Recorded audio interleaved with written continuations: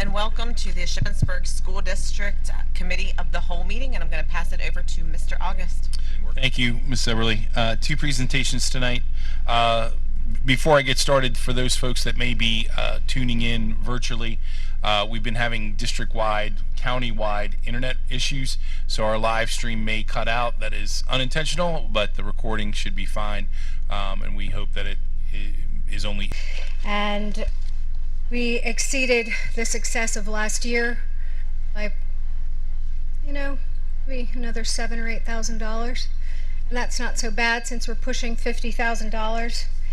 I want to tell you that the comments I started the golf tournament with yesterday included the bonds that are very present right now and the ripple effect that has gone through the university and the school district and the community at large with regard to the tragic passing of one of our young people. And there were high school coaches at our golf tournament yesterday. There were SU coaches. I started a new competition between a high school golfing group and a Shippensburg University intramural group. And everyone talked about what happened last week. And they did it in a way that was powerful and intentional and that brought our entire community together. There were families on the golf course, there were kids, and then there were 30 sponsors.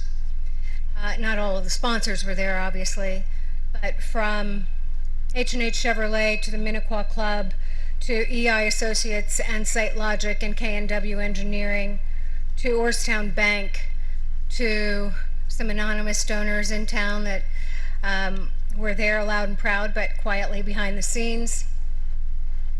And what it spoke to was that while this town is in considerable pain right now and this tragedy is having a ripple effect across all these multiple layers of bonds, that while we were there in the spirit of competition, education goes well beyond playing a sport and academic learning. And it's the bonds that get created between the coaches and the students, the teachers and the students with their peers, as well as their closest family, friends, and caregivers. All of this was impacted by this recent passing. And as we played yesterday, we remembered to share with each other that each swing and all the laughter that did ensue on that course on such a beautiful day was in tribute to a 13-year-old young Levi's legacy.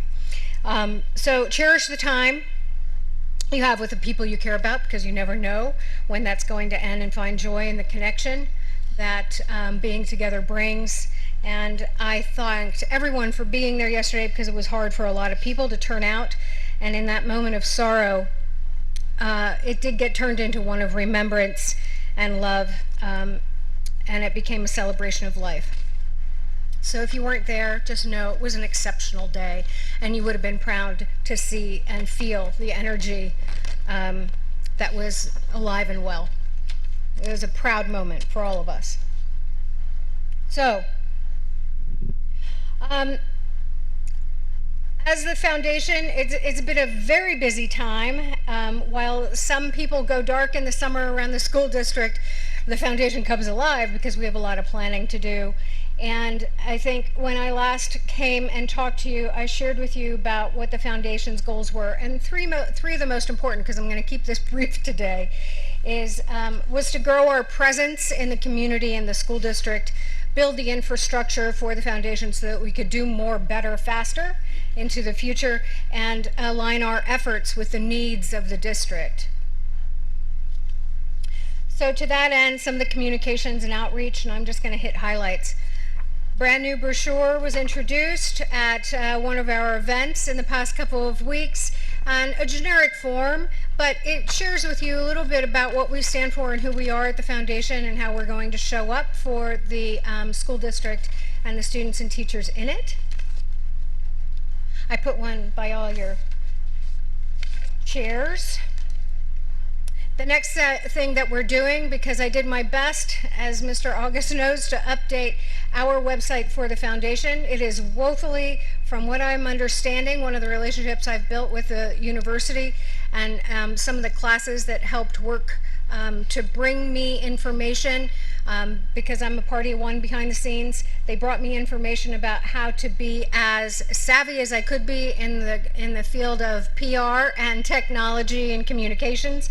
And while I'm pretty adept at posting on our Facebook site, please go see it, because then you'll see the lead up of the past 18 days prior to the golf tournament, and then everything that got posted yesterday. And I'll tell you what, exceptional photos were taken and some really nice messages were sent.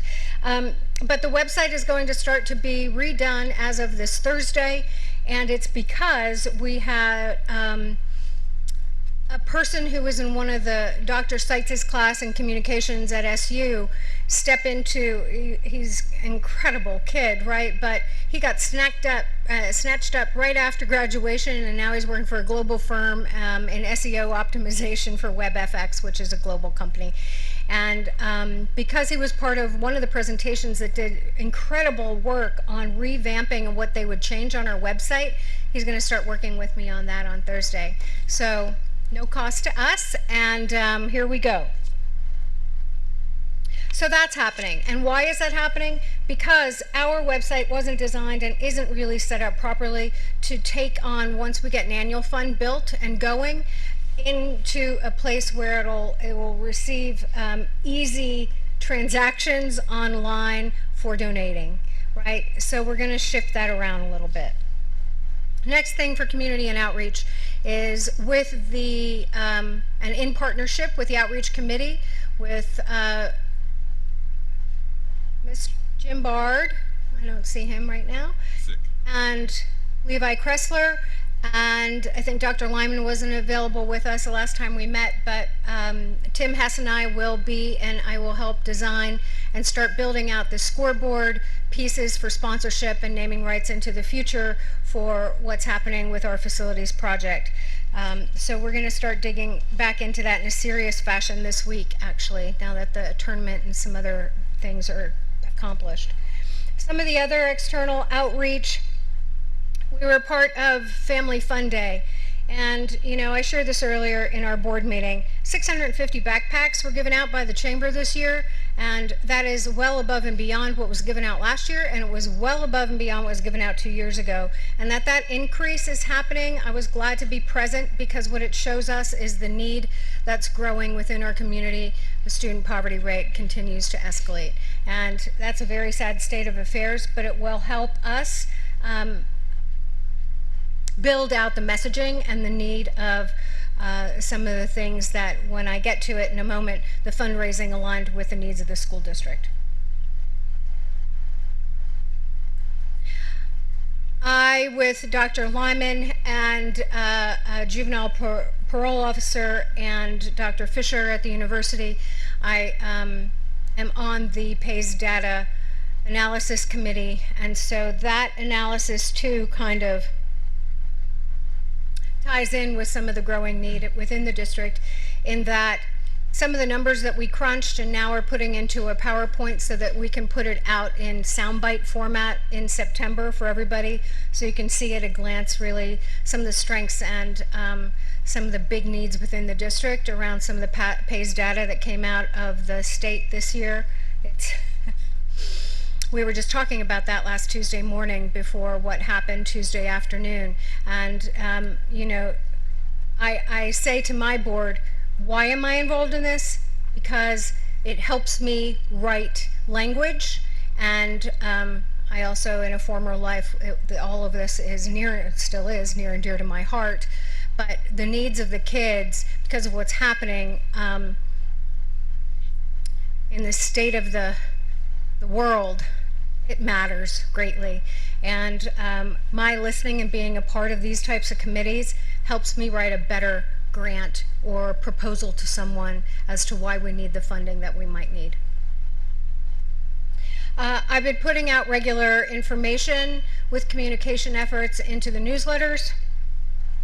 I send period, pieces to the News Chronicle and people who want to pick it up in the greater media. We were a part of community night, and can I just say, wow, it was so awesome. It was great outside last year, and it made great photographs. But inside, when you saw the gym full, the hallways full, the cafeteria full, it was just like, wow, to be in there and feel the energy of all the people coming together again, right? And sports being initiated and all the camaraderie. It was a really cool moment to be a part of in that setting because it felt so different from last summer. So Career Day and Awards Night we were a part of earlier this year before school let out, and they all had their wow moments, and I won't get into them, but suffice it to say, really so much to be proud of. Right? So much to be proud of. Within also a district that has to portion out what it can spend money on and what it can't very deliberately. But I have to say, never more proud than seeing some of these successful events come to life. And when you walk through, I don't see a lot of people all the time, right? Because I work from home a lot, so I'm not here. But when I'm at these events, it's really remarkable. So let's talk about fundraising, because that's what everybody's on pins and needles about. So our 7th annual golf tournament, I said, it raised a whole lot more money than last year, and that was our most successful year yet. And, you know, let's hope and pray that it continues in that vein. But as we get to know some more of the people who really want to be in support of us, you know, yesterday people left saying, wow. I mean, this day it was really like a day of fellowship and a lot of great energy. So there were a lot of people saying thank you. And right now I also want to reach out and say thank you to Christy, because without Christy Lance's help, since I arrived into this district, I wouldn't be as successful as I'm becoming in tiny, slow steps. But because of her help and support of everything I've done, we would really, some of the things that we've gotten involved with wouldn't be nearly as successful. So Christy, because I'm going to probably be the last time in front of you, I'm going to miss you.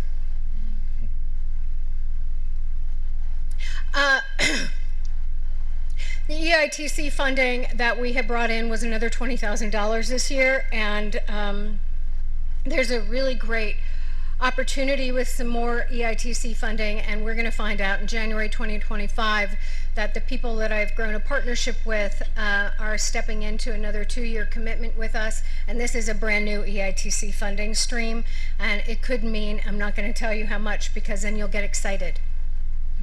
Let's just say it's 6 figures. And that means a lot, because what it could potentially offset, and I don't like to do this because it's a little cart before the horse, but you can use it also for some of that innovation programming that's happening, and potentially could also help build out some bricks and mortar. And that, God, let's just, fingers crossed, right, that continues. So that's happening. Capital Blue Cross, I wrote a grant for, and they funded the Live Healthy grant for us that is all benefiting the middle school. And they will get that money, I think, in the coming month and be able to offset their woefully diminished equipment, because they don't use their sports equipment from athletics and gym to offset some of the things that the kids need to be outside from 6th to 8th grade. And so they'll have enough for 150 kids at a time to have balls and nets and hoops and I don't know what else, but all the things. And we got them cages to house everything in on wheels so they can wheel it around.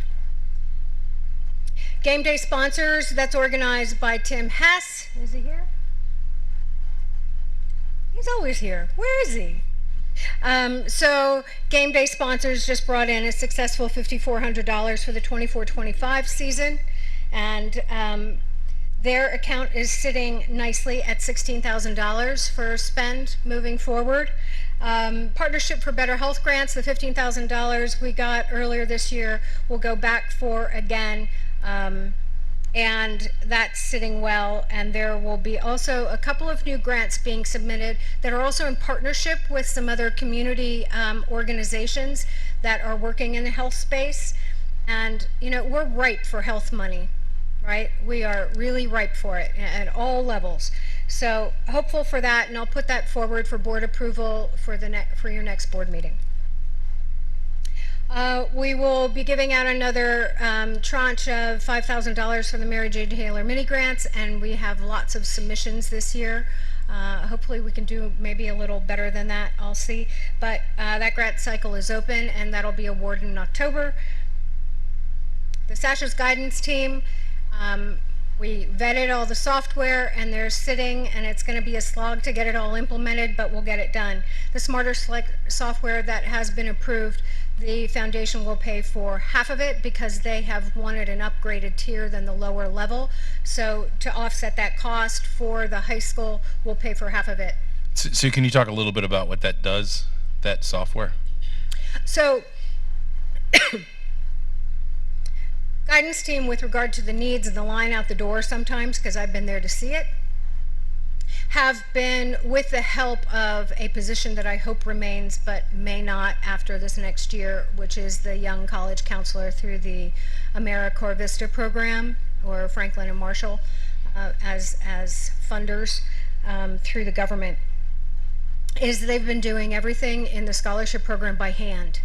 That means on a Google Doc, they have people sign up, and then when they go out to run the awards into committees that then select who the person should be to get these monetary awards, we are copying out thousands of pieces of paper, thousands, and taking up hundreds of hours of people's time, and it pretty much shuts that office down for a solid, I mean, they do it, parse it out, right, in their project management of it, but for a couple weeks they shut that. I mean, they're like, that's all they're doing because of a system. Darren, I heard you a couple Mondays ago asking about, hey, what are the systems? This is a system now upgraded with Smarter Select software that will save them countless hours and manpower, and it will save a forest.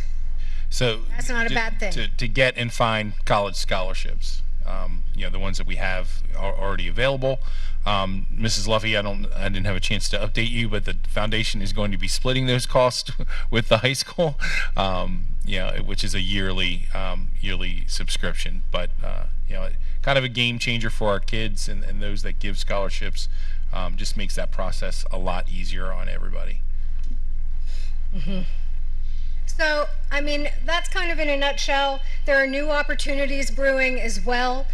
Right now, I'm going to be solely focused on some sponsorship, naming, collateral materials, and setting that opportunity up so that the committee can come through Levi and Jim Bard and Dr. Lyman and present that to the rest of you at some point, and that'll take me a little while to help us all get up and running, but that's where we're headed next. But some of the new funding partnerships that are evolving are Burns Health in York, Pennsylvania, and the EITC funder that I don't want to mention yet, and going after some general operating money for the foundation to help to grow us a little more effectively. And you know, there will be some, I think in the next couple of weeks, some board members coming to present on another partnership that you'll have to discuss and decide on for yourselves as well. And I'll just leave it at that. That's my nutshell. I was quick, right? Yes. Any questions for Sue? Thank you, Sue. Thanks. Dr. Donat?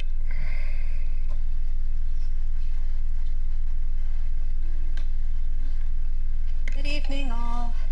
So, my understanding is you had some questions about the music program at Shippensburg Area School District, so we have a couple of slides to give you a general overview. So, the first thing is the staffing at Shippensburg. We have 7 full-time teachers, 4 of whom are servicing 1 building per day, and 3 of whom service 2 buildings per day. Of those 3 teachers, One is in one building a day for 4 days, and then they're in 2 buildings for 2 days. One is in one building each day for 5 days and in 2 buildings for 2 days. And then one teacher is in 2 buildings per day every day. Next slide. So if you want the overview of what that looks like, here is the schedule of our music teachers. The ones highlighted in yellow are the ones that are traveling between multiple buildings. Give you a second to look at that.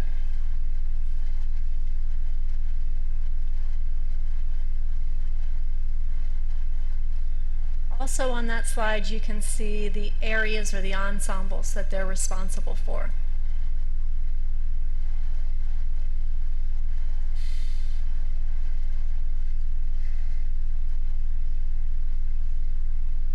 Okay, go ahead to the next slide, please. Wait, can you go back? Any questions on that? I know that's a little tough to read. Any questions on it? So it's kind of hard to digest. It's a lot. It's a lot of information, and I'm going to break some of that down later in the presentation. So, Dr. Dennett, have we lost any ensembles through this change process? Not to my knowledge.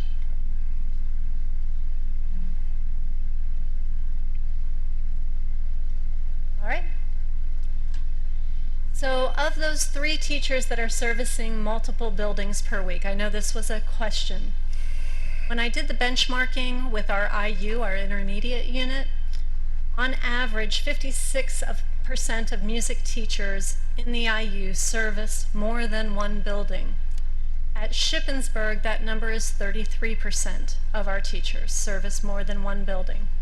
And when I asked the different districts within the IU how many buildings a teacher was servicing, the IU will range anywhere from 2 to 6 buildings per cycle that a single teacher is going. Of the teachers who go to multiple buildings, they're servicing either 2 or up to 6. At Shippensburg, we're doing 2 to 3 buildings within a cycle. And again, you can see that breakdown of the number of days per building. So some of our teachers are going to 2 buildings per day. Some of our teachers are only at one building for the bulk of their time, and then 2 days out of the week they have to go to 2 buildings. Questions on that?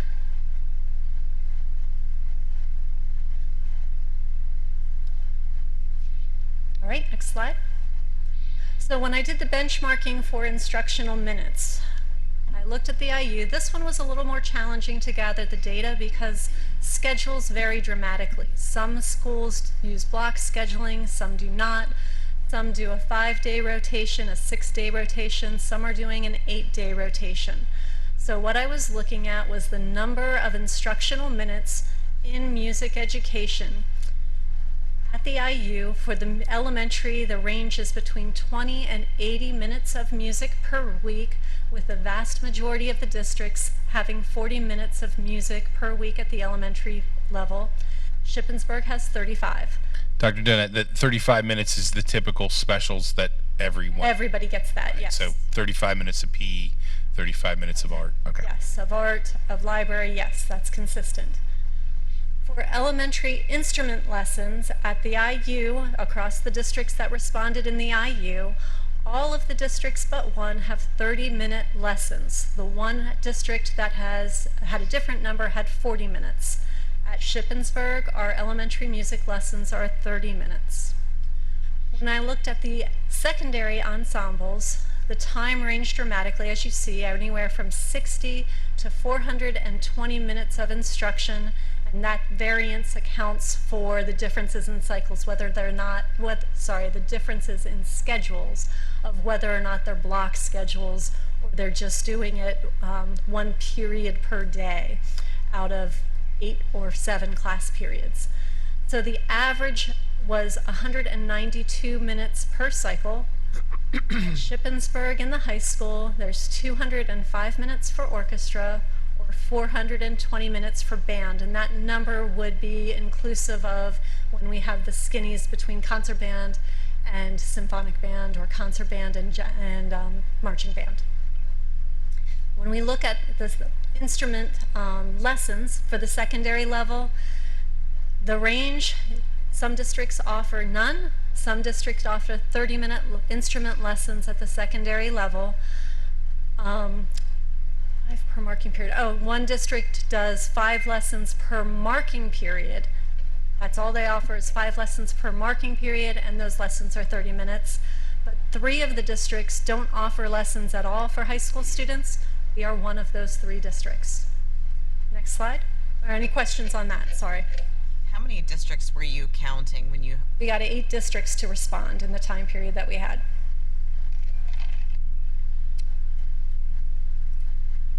Next questions?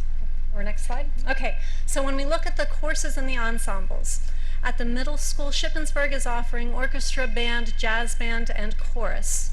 When I looked at our other districts in the IU, 2 districts don't offer jazz at the middle school level, and 2 don't offer orchestra at the middle school level. So we are offering more choices than some of our counterparts.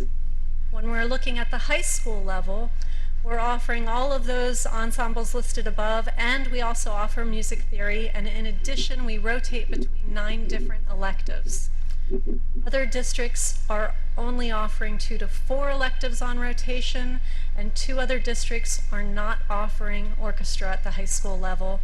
And I meant to put this number on there as well. Most other districts do not offer jazz band as a curricular course. It's an after-school club.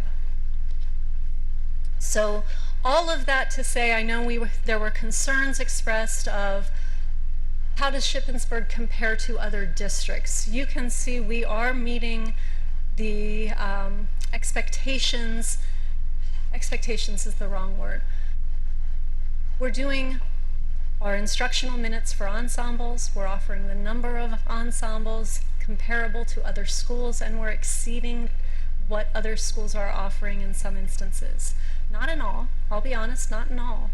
But for a district our size and for a district with our resources, we actually stack up really nicely. Next slide. Excuse me, I have a question. The schools that we're competing against, are the schools our size or just everybody in IU? I sent the query out to all of the districts, the public school districts in the IU. Our respondents included Cumberland Valley, it included Middletown, it included Carlisle, it included Mechanicsburg, and I'm trying to remember the other ones off the top of my head, but there was a good variety in terms of size and in terms of tax base to be able to give us a broad comparison. So another question I know that we had was, how has our music enrollment changed within our district? So we went back and we pulled enrollment numbers from the past 6 years, and you can see the total number of student participants, and I also broke it down by ensemble group. So when you see total for orchestra, that's orchestra from at all grade levels. Same thing with chorus, it's all grade levels of chorus, and the total for all of the different band programs. Now there is a caveat to this. Some of our ensembles are not yet fully, we don't know how many students are going to join yet. In instances where that occurred, and it was only in 4 instances that those profiles weren't ready yet, I used last year's numbers. So even with last year's numbers, you can see our enrollment, it peaked in last year, but it definitely ebbs and flows each academic year. Questions on that? Not being totally familiar with that, but just like the 1 year that's really down, I would just totally It's COVID. to COVID. COVID, which is true of a lot of districts. Yeah. Next slide, please. So I know one of the questions you had was regarding our curricular extension time, where we're using those special courses to help develop some of the qualities that we're looking for in our profile of our graduate. And I wanted to show you that they are, well, it's exactly the number of lessons per year in each content area. So in art, students are getting an additional 29 to 30 lessons per year. the K-3 level. In music, it's the same, 29 to 30 additional lessons per year. The library is getting 30. And the reason that that varies is it depends what day the course is going to be delivered. When you look at the cycles, that one had 1 day shorter. It could have been an in-service day or a holiday. And then for PE, it's also 29 to 30 additional lessons a year for the profile of the graduate, extra extended curricular time. Questions on that? And again, that's showing us that it's consistent between disciplines.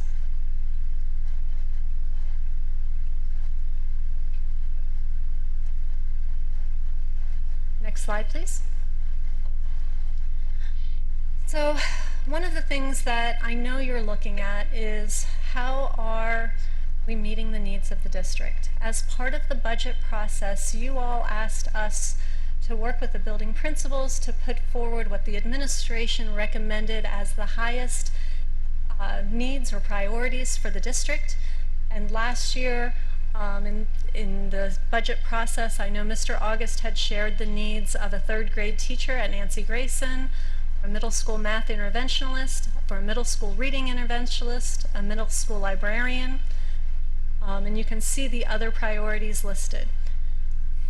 Music was not on there because, quite honestly, although everybody wants more music, and please hear my bias, I am the proud parent of 3 musical kids who did every single music activity available to them at their high school. I was a booster club president for music. My oldest is a music major at college and now works in the music industry. So I absolutely, completely, wholeheartedly support music education. Oh my goodness, yes. But we're a district of constrained resources. We have lots of needs. Our students have lots of needs. How do you prioritize those? And that's the board's responsibility. We've made the recommendations back in the spring. This helped, I hope, to provide some of the insight of why music was not high up on that list for last budget season. Could it be on there in the future? Yes. Will it probably be on there in the future? At some point in time, yes. We're going to need, as the district grows, we will need more. These were the priorities that we thought would help the most students in the spring of this past year. Mr. August, do you have something to add to that? I was just going to say that priority list was the cut down list. that was already one slash of what made the final cut of cuts. So that's not indicative of the entire needs across the system. Those were the ones that we prioritized. Obviously, the middle school librarian was an attempt to use resources. The interventionists we would have loved to have kept, as well as the class sizes at Nancy Grayson currently are a little troublesome. But laying that budget on the table back in the end of the summer or during June was a struggle to have such a huge deficit. And I just want to reiterate, this isn't about not wanting to support music or not wanting to support the arts. It's just about hard decisions and hard choices. So, you having looked at the agenda, you'll notice that there is, at the request of the board, of part-time music position there for consideration. The reason why it's part-time is these schedules are already built, and so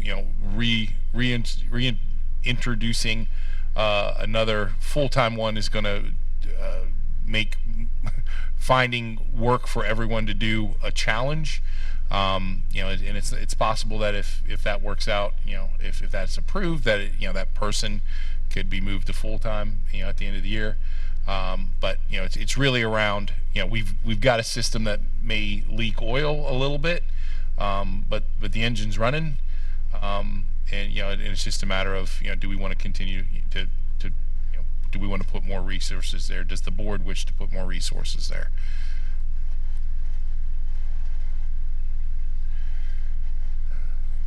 Any other questions? Are we going to discuss the swimming later on or now? So it's on the agenda for discussion, Mr. Scott. I do have the details of the schedules if you'd like to see them. I know that I've already given you a bunch of information. I didn't want to totally overwhelm you, but if questions existed over some of the schedules, I do have them as part of the show. It is a complicated puzzle to get enough specials across 4 buildings. You know, in the best of times, it's difficult to get them. You know, and you do have some inefficiencies because the schedules don't match up. There's travel time. There's planning requirements that we have to have per the contract. But you know, we Dr. Donat and the high school principals in consultation with the music folks, you know, we're able to make a schedule work after many iterations, and realistically, you know, the changes that were made impacted two individuals in the department. Dr. Donat? Yeah. Okay. And again, I would just like to thank the elementary building principals. They went through so many iterations of schedule generation to try to come up with a schedule that would best serve the needs of our students, that would honor our hope of being able to provide equitable instruction across specials to students, that would ensure that we were providing specials to our ABA students.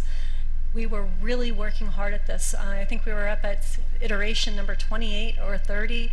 The first iteration that we had, the music faculty didn't like, which is why we kept working at it till we had one that was at least manageable, and it also fulfilled the requirements that I shared with you in terms of being comparable to other districts within the IU.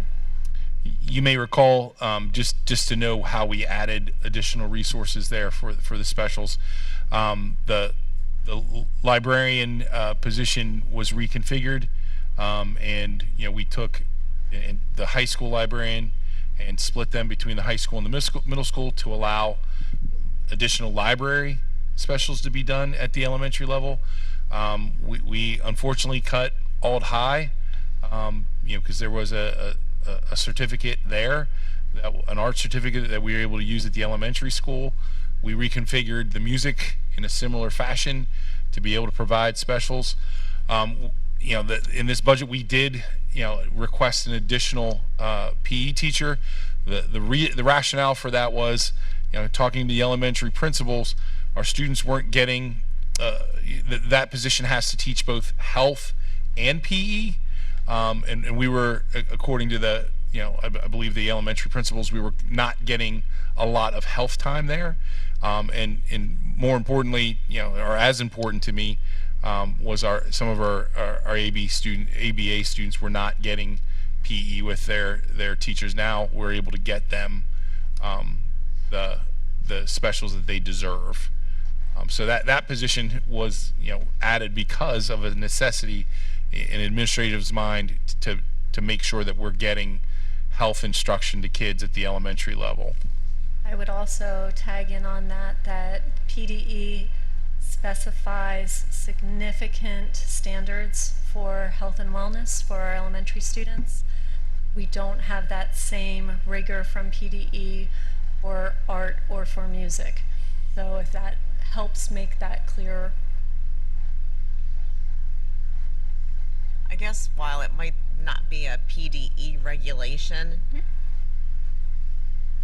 doesn't mean that it's equally or less important. I mean, I totally agree with you, but when we have a constrained budget that you want us to stay under a certain dollar amount, we have to make decisions of what we can and cannot fund and what we can and cannot give instructional minutes to.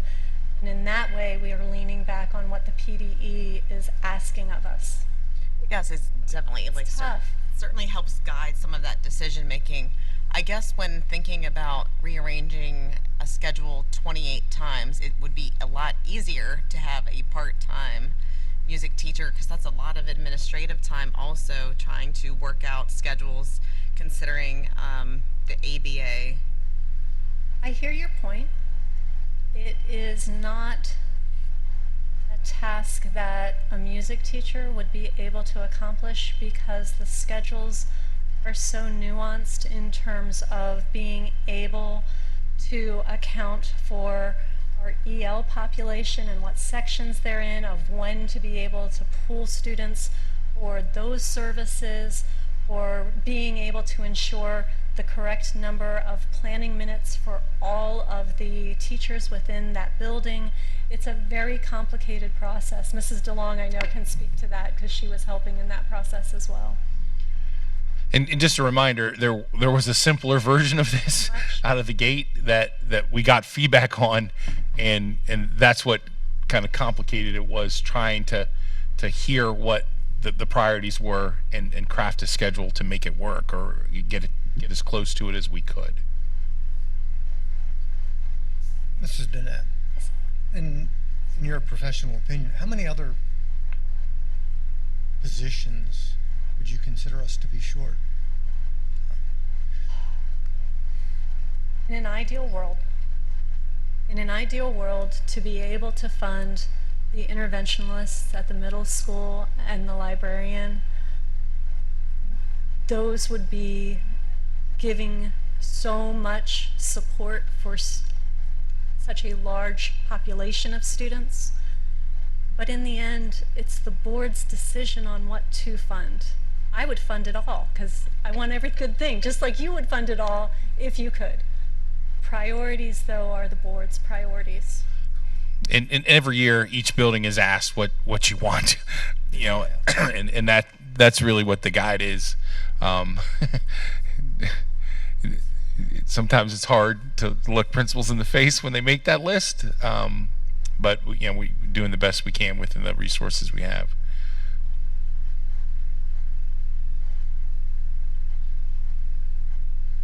Other questions? No, I'm the one that, excuse me, I'm the one that asked for this. This is one of the reasons I wonder why I didn't have this information before, but I was asked. So I appreciate the information, the time you put it out. Sure. Thank you. Pleasure. Anybody else? Thank you, Dr. Dennett.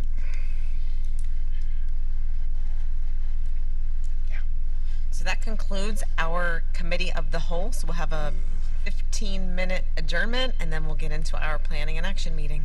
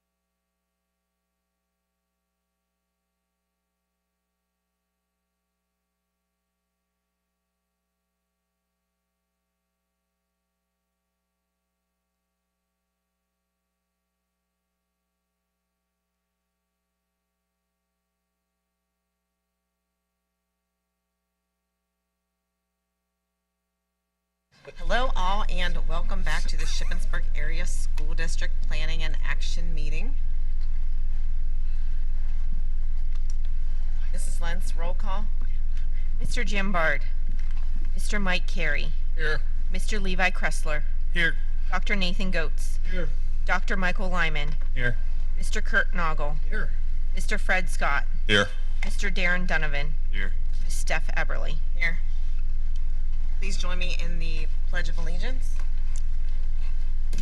I pledge allegiance to the flag of the United States of America and to the republic for which it stands, one nation, under God, indivisible, with liberty and justice for all.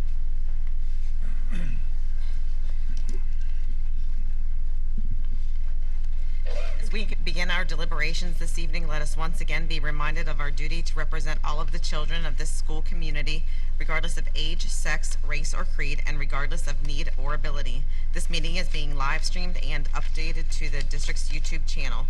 May we now have a moment of silence to reflect on our thoughts, plans, and actions on behalf of the students of the Shippensburg Area School District. And may we also remember Levi James Macheski, student at the Shippensburg Area Middle School, Gloria Rotz Cassidy, a 1969 graduate of Shippensburg Area High School, and former secretary for almost 30 years and wife of Herb Cassidy, former board president, and Tiffany Reese, 2005 Sashes graduate.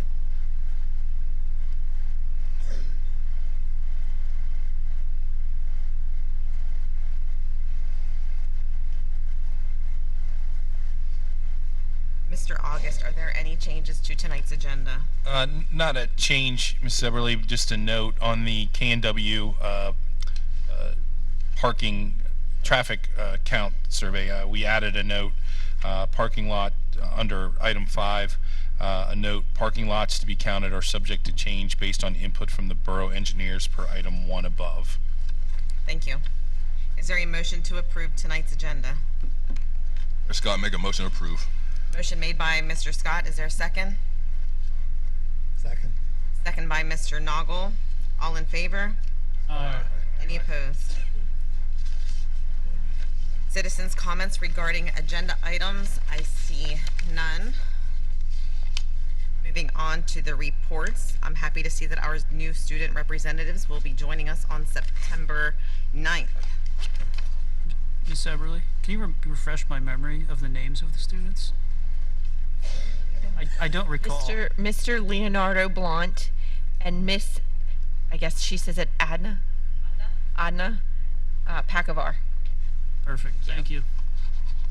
So, on that, I got to have a conversation with Leo, and encouraged him and his compatriot to attend the full board meetings and give us input. So I'm hopeful that that will indeed take place. So I just said it publicly, Leo, and now you have to do it. Dr. Lyman, the Franklin County Career Report. All right. Let me just pull up my notes.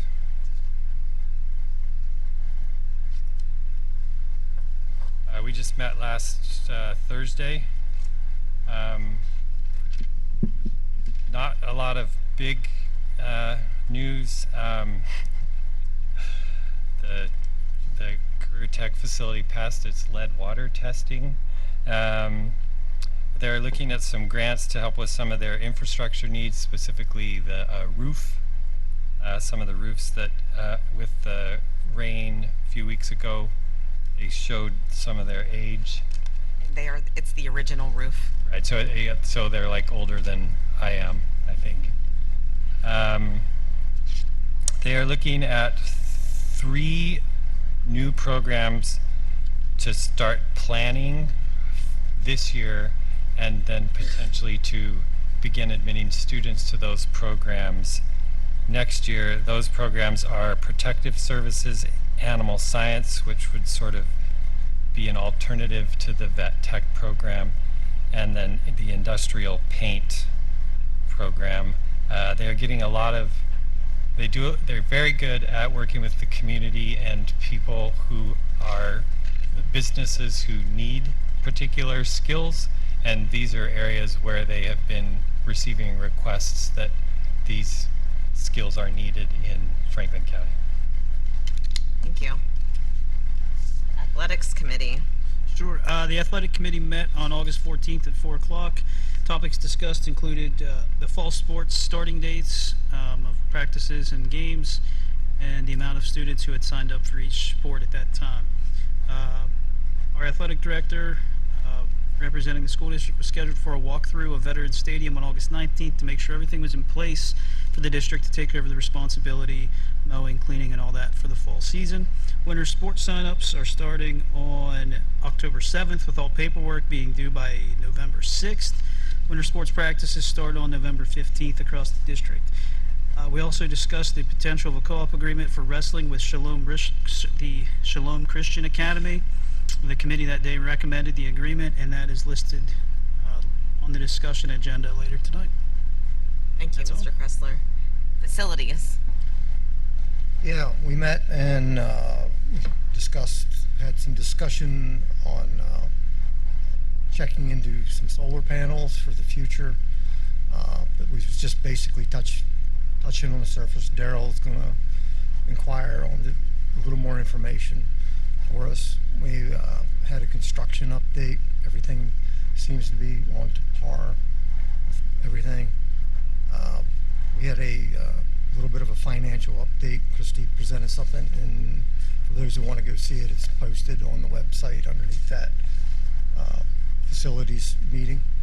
And in the financial update, the only thing that kind of stuck out is some of the soft costs on some of the projects in the stadium seem to be a little bit higher, but there may be some reasons behind that. We weren't able to take a look at that at the moment, but we're kind of going to look into it a little bit to see where we're at.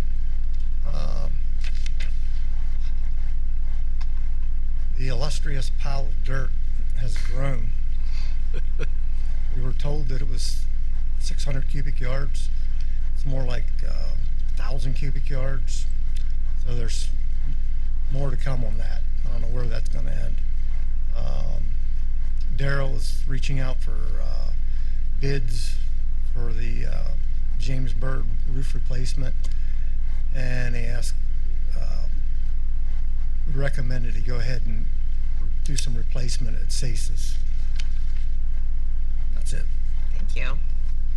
Dr. Donette.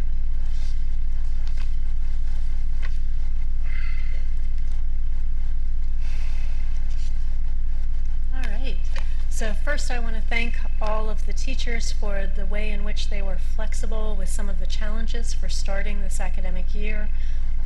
As you've heard tonight, we continue to have some activity issues, so our teachers were so good about rolling with it and coming up with alternative plans. So I am very, very grateful for the teachers that are here and for those who are listening in. Coming up this Friday, we have our third professional development day of the year. We've got planned professional development in behavioral management, IXL training for middle school people, the multi-tier system of support time, professional learning community kickoffs, advanced safety care, letters training for grades 2 and grades 4. We're going to have time for the curricular extension teachers to be able to meet and discuss potential projects. We're also looking at curriculum writing for the kindergarten through 5th grade science for the STEEL standards, and for health and wellness, and for wellness, and for the library. So there's going to be a lot of activities going on during different time periods in the different buildings. We've also had our first department meeting for the different teachers. So each kindergarten through 5th grade, each of them are their own department, and the department heads come together every couple of weeks to discuss and to plan. And the secondary group of department heads also came together today and planned. So that is the summary of my report this week. And coming up next we'll be discussing the PSSA data from the last year is what we'll be doing next time that you see me. Any questions? So I actually have a follow-up question Yes, ma'am. regarding a request that the board had made a while ago about the possibility of reviewing our grading scale to align with our surrounding districts. Okay, I will get that for you for the next time. Great, thank you. Thank you very much. Mrs. Lentz, Finance Report.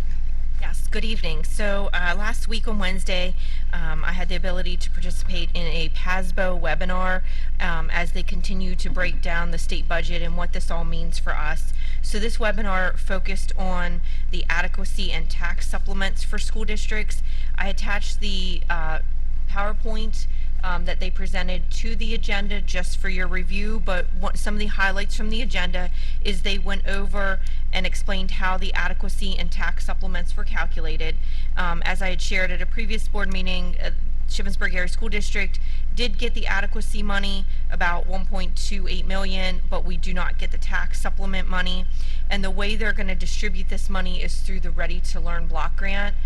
Previously, we got about 527,000 through that block grant, so we're going to get like an additional about 1.28 million for the adequacy adjustment.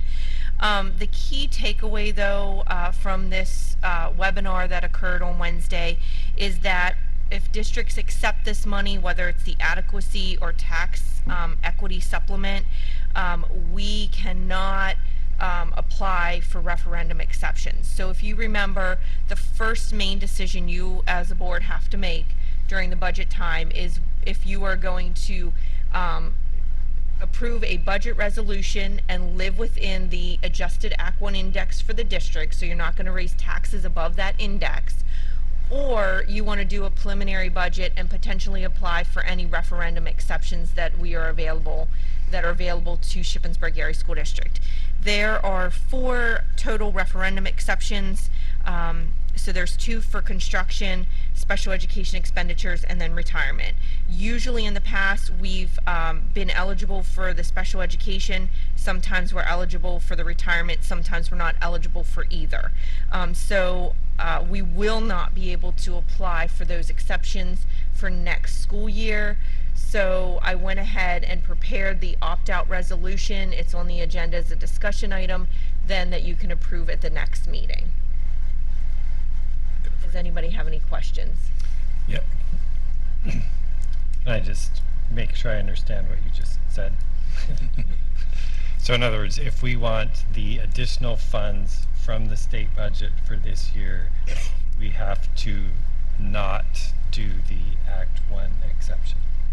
You can't go above the index. Can't go above the index. Correct. So- And since I've been here, the board has never applied for the referendum exceptions. I mean, sometimes we're not even eligible for them, but if we would be eligible for any of those next year, I don't believe we will be for retirement, because the retirement expense is not going up as drastic as it was in the past. So the only one that we may be eligible for next fiscal year would be potentially special ed. But again, we won't be able to apply for that, because by accepting this, you cannot go above the index. Another way of saying it is if you want the extra money, don't raise taxes above the index. Correct. Since history is we don't go above the index, That is correct. it's off the table. So what's the other one? If I'm not going above the index, what's the second option? So either you live within the index, Okay. somewhere, in, for a 0% tax increase up to the index, that's one option. Or you apply for any referendum exceptions where available to us and go above the index. So you're giving up going above the index. Sometimes, Fred, our special ed costs allow us to go above the index, but that's a separate path that we've not taken in previous years. So it would be a number above the index with those exceptions, and you only get a couple. So I'm pretty confident that we would probably get more money through this adequacy adjustment than we would by applying for a referendum. And then just keep in mind, the adequacy money is coming from the state, I'm sure through taxpayer dollars, but it's distributed across the state, where if you would not accept this and then you would decide to go for referendum exception, you're putting all that burden on the community of the Shippensburg residents. One's in my hand, the other one I gotta apply for, right? Right. Correct. Ain't hard. Superintendent's report.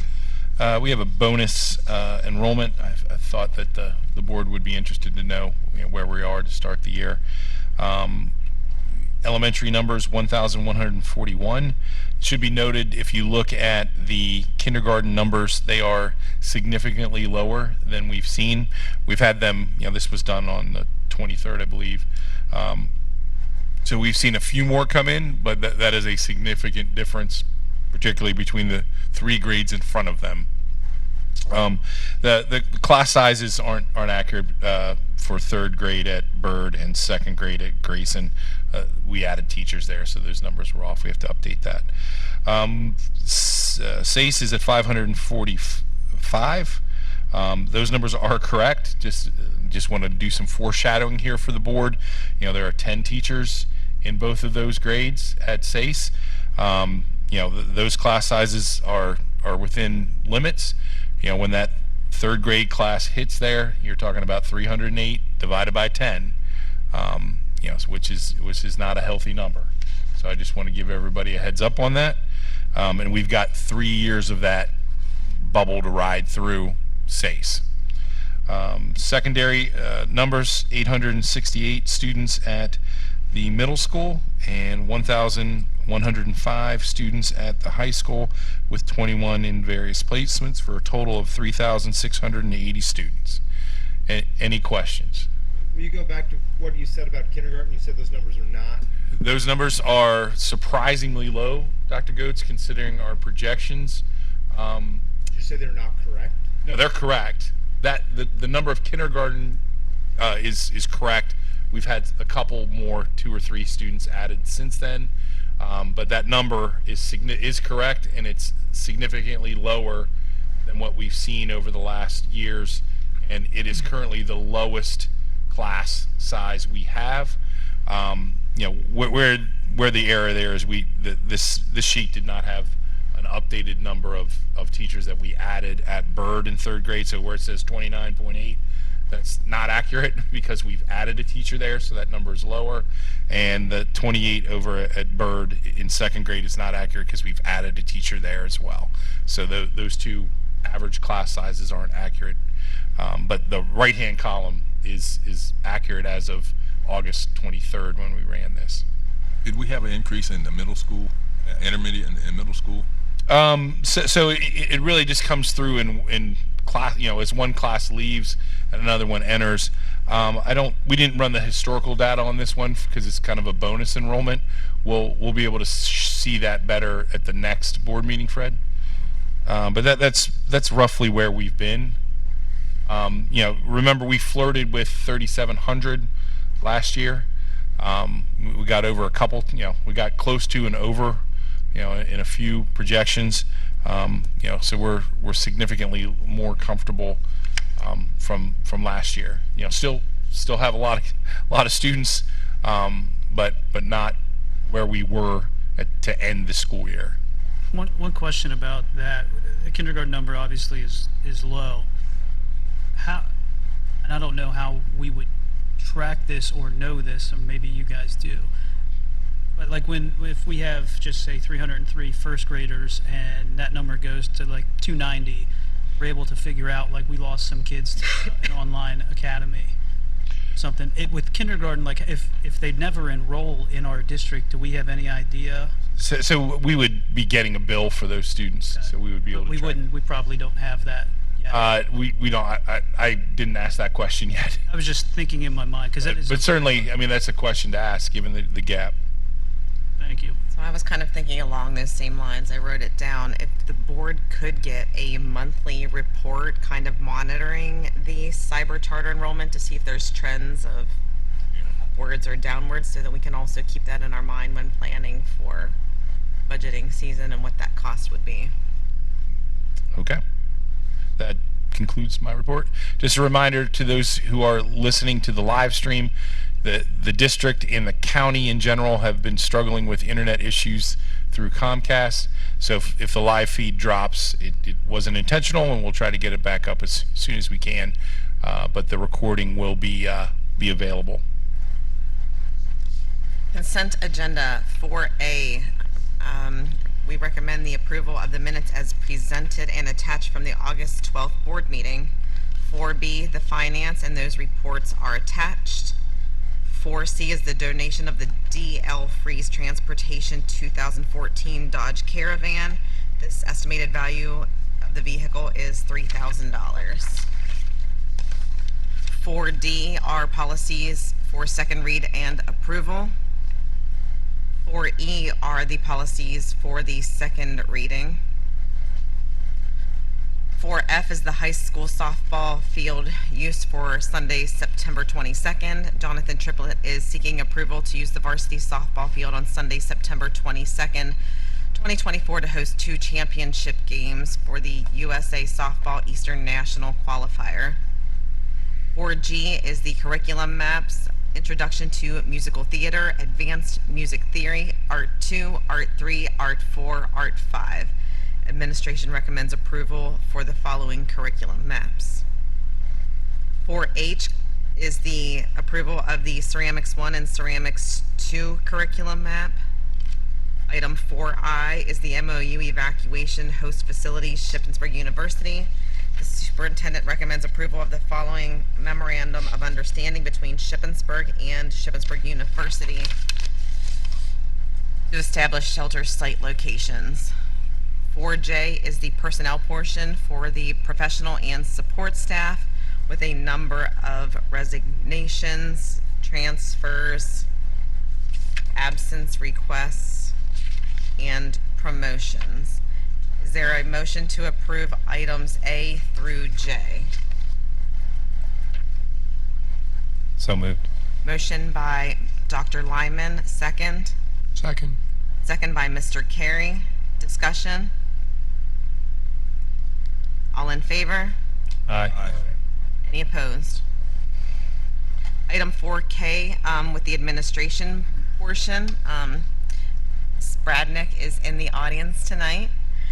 She is on the agenda to be approved as the Assistant Director of Student Services at Shippensburg Area School District at an annual salary of $80,340 prorated and effective date to be determined, replacing Jeremy D. Eastman because of his promotion. Is there a motion to approve item 4K? So moved. Motion by Mr. Donovan, second. Second. Second by Mr. Carey. Discussion? What is this? The special education department? This is the, yes, sir. Okay, that's what I thought, but all the initials didn't mean nothing. Okay, thank you. All in favor? Aye. Any opposed? Did you want to say anything? We're happy to have you. Welcome aboard, Beverly. Action agenda, item 5A, reapproval of the May 7th, 2024 special board meeting. 4A through J. Sorry. Sorry. We're good. Okay.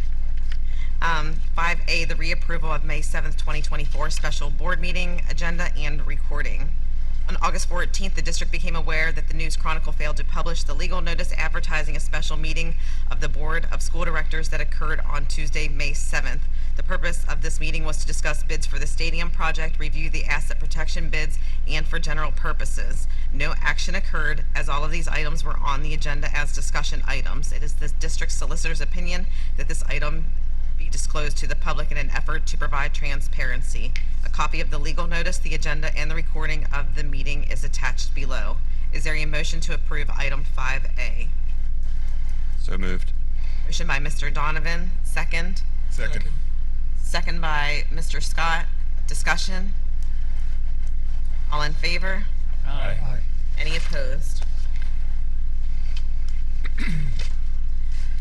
Item 5B, agreement with Central Penn Education Associates. Central Penn Education Associate employs qualified school psychologists who administer psychoeducational assessments. These psychologists streamline the identification process for special education and continued eligibility. The proposed agreement is for the 24-25 school year. The fees are listed below. Is there a motion to approve item 5B?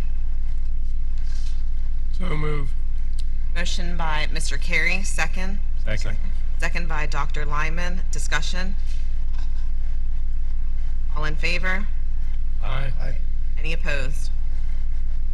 Item 5C, the agreement for Stephanie Metz speech services for the 24-25 school year. Administration recommends approval of Mrs. Metz's to provide speech therapy and counseling services to special education students in the district. The term of the agreement is from August 21st, 2024 until June 3rd, 2025, and the pay rate is $95 an hour. Is there a motion to approve item 5C? So move. Motion by Mr. Carey, second. Second. Second by Dr. Lyman. Discussion? What is this? This is special. Mr. Scott, so students are required to get, who qualify, are required to get service for speech. Our numbers for speech are very large, and there are limits to how many students can be on an individual therapist's caseload. So when that exceeds that, we're required to bring in additional resources. Excuse me, additional resources. Mrs. Metz is one of those additional resources to allow us to stay in compliance with state law. So students that are moving in the community, in the area. Not necessarily, Mr. Scott. You know, the kids get identified through our RTI, our MTSS protocols. You know, so kids who are identified as needing speech, but once you're identified, you're on a caseload. You know, so as we start the new year with new kindergarten students, there's going to be a lot more referrals, and a lot more kids are going to qualify. So we have to make sure we have the capacity. Well, I got no problem with that. I just said a special ed. So these aren't only special education students. So speech falls under an IEP. So I mean, technically, it falls under that umbrella. All right. All in favor?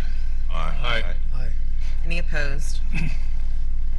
5D is the agreement with Von Drock Speech Services. Administration recommends approval for Von Drock Speech Services to provide speech therapy and consulting services to special education students in the district during the term of employees' leave. The pay rate is $95 per hour, and the agreement is attached. Is there a motion to approve item 5D? So moved. Motion by Mr. Donovan, second. Second. Second by Mr. Scott. Discussion? Why the two groups? Because the need is so great. One just can't supply And speech pathologists are very hard to find. All in favor? Aye. Aye. Any opposed?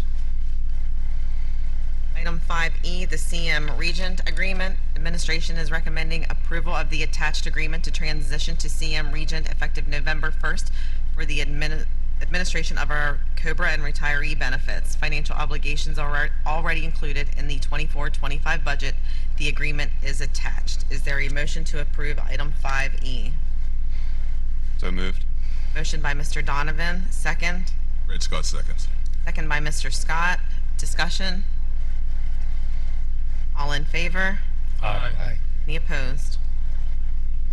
5F is the iReady digital licenses. Administration recommends approval to purchase iReady digital license for 1 year for James Bird, Nancy Grayson, and SACE, and will be paid from the Title I federal funds and curriculum budget. The budget will pay for the cost for G Blues because they are not a Title I school. Is there a motion to approve item 5F?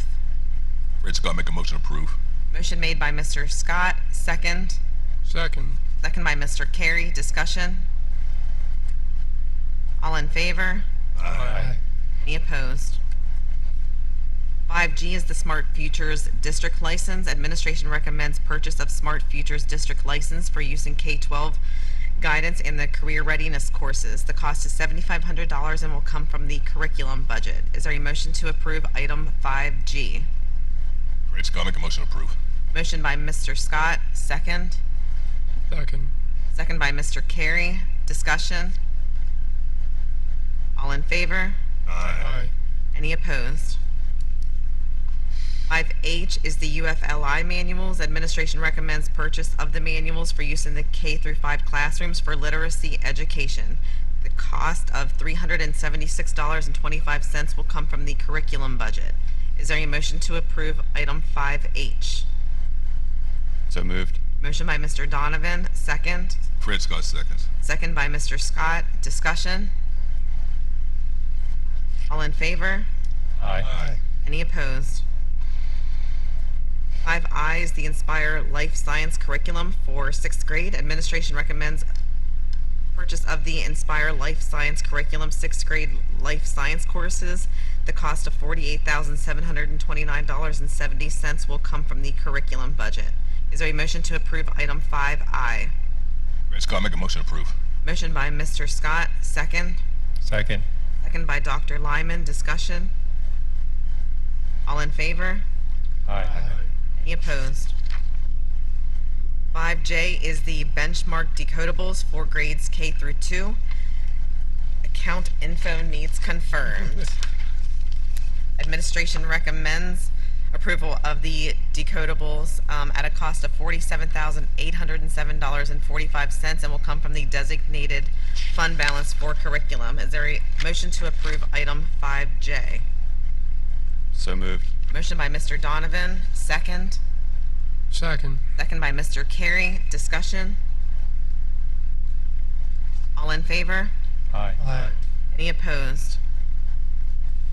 5K is the Note Flight software for the music department. Administration recommends purchase of Note Flight software for music department courses. The cost is $649 and will come out of the curriculum budget. Is there a motion to approve item 5K? So moved. Motion by Mr. Donovan, second. Second. Second by Mr. Carey. Discussion? All in favor? Aye. Any opposed? 5L is the Director of Maintenance and Operations. Administration recommends filling the Director of Operations and Maintenance position, which was previously dissolved. This position is not included within the 24-25 budget. The job description was approved by the board on December 4th, 2023. Is there a motion to approve item 5L? So moved. Motion by Dr. Goetz, second. Second. Second by Mr. Carey. Discussion? Yeah. This is, would this individual be doing the same thing Chad did? Yes, sir. And so, but I see below that we're gonna have another. We eliminated one, but we're hiring two. So we did bring in the head of custodian position. And the hope was that we would be able to balance that. Despite heroic efforts, we're finding that the reality of that is that it's not functioning well. Bringing back this position puts us in the best position to be able to run our maintenance and our custodial services as efficiently as possible. Something that's been, a recurring problem for the district since at least my arrival here. So we're hoping that this is a giant step into making that work more efficiently. Okay. Is this, so we would pay for this position out of fund balance for this year, and then it will be part of the budget next year and not Correct. for the future? Correct. Okay. All in favor? Aye.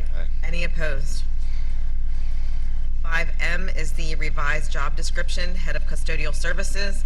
Administration recommends approval to the revisions made to the job description for the Head of Custodial Services position. That job description is attached. Is there a motion to approve item 5M? Moved. Motion by Dr. Goetz, second. Fred Scott seconds. Second by Mr. Scott. Discussion?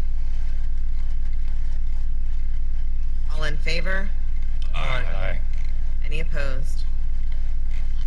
5N is the MOU between Shippensburg Area School District and the SAESA for the Head of Custodial Services pay level. Administration recommends approval of the MOU between the district and the association to include the head of the custodial services position in the bargaining unit.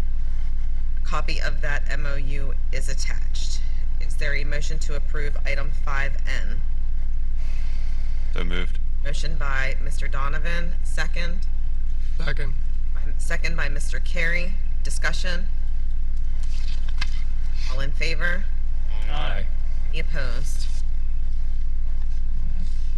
5O is the revised job description for district event staff. Administration recommends approval of the revisions made to the job description for the district event staff, previously called district security. That job description is attached. Is there a motion to approve item 5O? So moved. Motion by Dr. Lyman, second. Second. Second by Mr. Donovan. Discussion? All in favor? Aye. Any opposed? 5P is the district event staff pay. Administration recommends approval of establishing an hourly rate of $25 per hour for district event staff. Is there a motion to approve item 5P? So moved. Motion by Mr. Carey, second. Second. Second by Mr. Kressler. Discussion? Does this mean we're doing something different with event staff, or are we just paying them differently? So we had Next Level. The company's no longer viable. So we're starting our own, and We're doing what we were contracting. right. And so in order to make sure that they, that pay level was commensurate with what they were getting through that group, but it is less than we were paying because we've eliminated the middleman. So we're just bringing what was already happening in-house. Correct. All in favor? Aye. Any opposed? 5Q is the revised job description for the baker/assistant cook. Administration recommends approval to the revisions made to the job description for the baker/assistant cook. Is there a motion to approve item 5Q? Red Scott, make a motion to approve. Motion by Mr. Scott, second. Second. Second by Mr. Donovan. Discussion? All in favor? Aye. Any opposed? 5R is the part-time LPN position. Administration recommends the addition of a part-time licensed practical nurse position for the elementary buildings. This position is within the 24-25 budget, and that description is attached. Is there a motion to approve item 5R? So moved. Motion by Mr. Carey, second. Red Scott seconds. Second by Mr. Scott. Discussion? Is this position already filled? So I believe we have to do this first in order to have interviews. So, okay. Thank you. All in favor? Aye. Any opposed? 5S, the part-time health room assistant. Administration recommends the addition of a part-time health room assistant position for the elementary buildings. This position is within the 24-25 budget, and the description is attached. Is there a motion to approve item 5S? Red Scott, make a motion to approve. Motion made by Mr. Scott, second. Second. Second by Dr. Lyman. Discussion? Just for clarity with the board, we took one health room position, divided it into two to be able to cover, the needs across the district. So it's a reaction to what the reality is of where the needs are within the budget. All in favor? Aye. Any opposed? 5T is the update to authorized signers for district cafeteria fund. Administration recommends updating the authorized signers of the district cafeteria fund to the following: board president, board vice president, business administrator / board secretary, and human resource director / board treasurer. Currently, only the business administrator and human resource director are authorized to sign on this account. And due to the resignation of Mrs. Lentz, at least one additional signer is needed, as the account requires 2 authorized signers on their checks. Is there a motion to approve item 5T? Red Scott, make a motion to approve. Motion made by Mr. Scott, second. Second. Second by Mr. Noggle. Discussion? All in favor? Aye. Any opposed? 5U is the Shippensburg Area Intermediate School Prismatic Magic Laser Show. The Shippensburg Area Intermediate School will be holding a laser show as their PBIS kickoff on Monday, August 26th. The cost of the event will be $1,298 and will be covered by the Intermediate School PTO. Is there a motion to approve item 5U? So moved. Motion by Dr. Lyman, second. Ed Scott seconds. Second by Mr. Scott. Discussion? Hope it was fun. All in favor? Aye. Any opposed? 5B is the financial security and O&M agreement for the high school, middle school. Administration recommends approval of the attached financial security and the O&M agreement in furtherance of the upcoming high school, middle school construction project. Also see the financial security cost estimate attached. Is there a motion to approve item 5V? So moved. Motion by Dr. Lyman, second. Second by Dr. Goetz. Discussion? What's the difference between this and the next item on the agenda? So these are for the upcoming project. These are necessary documents for us to move forward with that project, the high school, middle school project. Right. The builder's risk insurance is insurance for the current stadium project. Okay. Now, these agreements, or this information, if we move forward with them, but we haven't approved the high school, middle school project, should that come now, or should that come after the approvals are done? I don't know that I have a direct answer for that. Dave Jones said, our solicitor said these needed to be on, so they needed to be approved for us to continue down that path. Will we move forward with them now or after we? Just a question. I would assume we would move forward with them upon approval. Honestly, Mr. Naga, I don't know the answer to that question without talking to K&W and the solicitor. Any additional questions, comments, discussion? All in favor? Aye. Any opposed? Nay.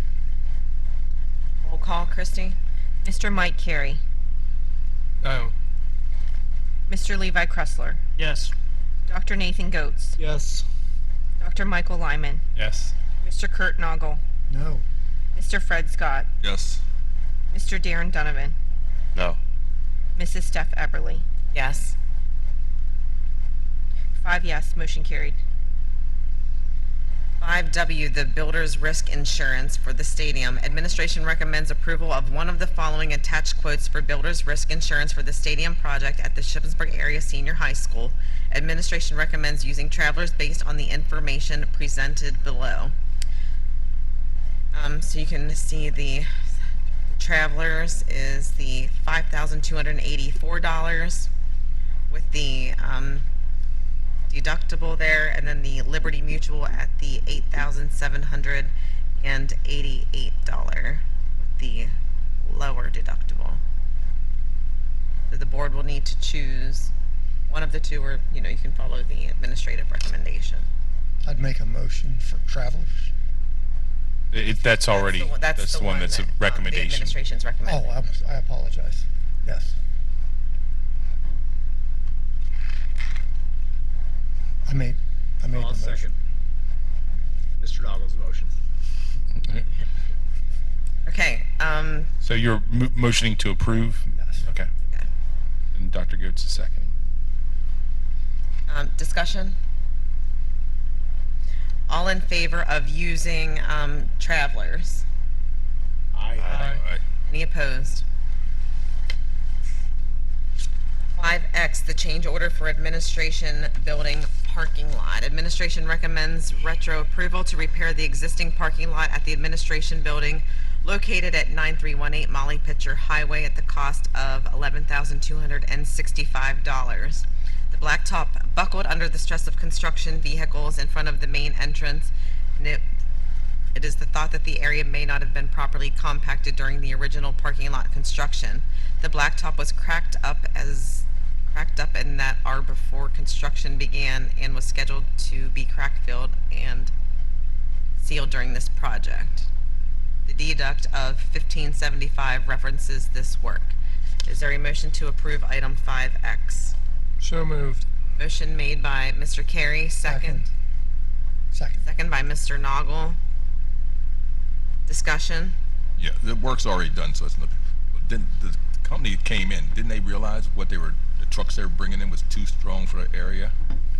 There was unsuitable soils underneath the asphalt that they couldn't see.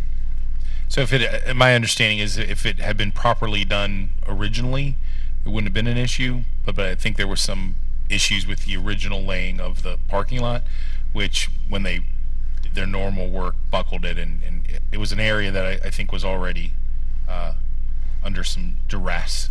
The other paving just brought it more forward. Okay. Original meaning before we owned it. Right, before we owned it. Good clarification. Thank you. Any additional discussion? All in favor? Aye. Any opposed?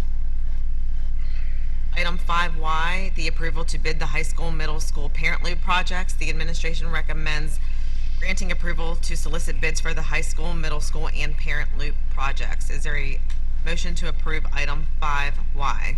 So moved. Motion by Mr. Noggle, second. Second. Second by Mr. Kressler. Discussion? I only have one question. We're sending out the bids. If the bids aren't right or too high, we don't have to do that project. That's Yes, sir. So, I mean, you're just approving, the board is approving us to send those bids out. I'm cool with it then.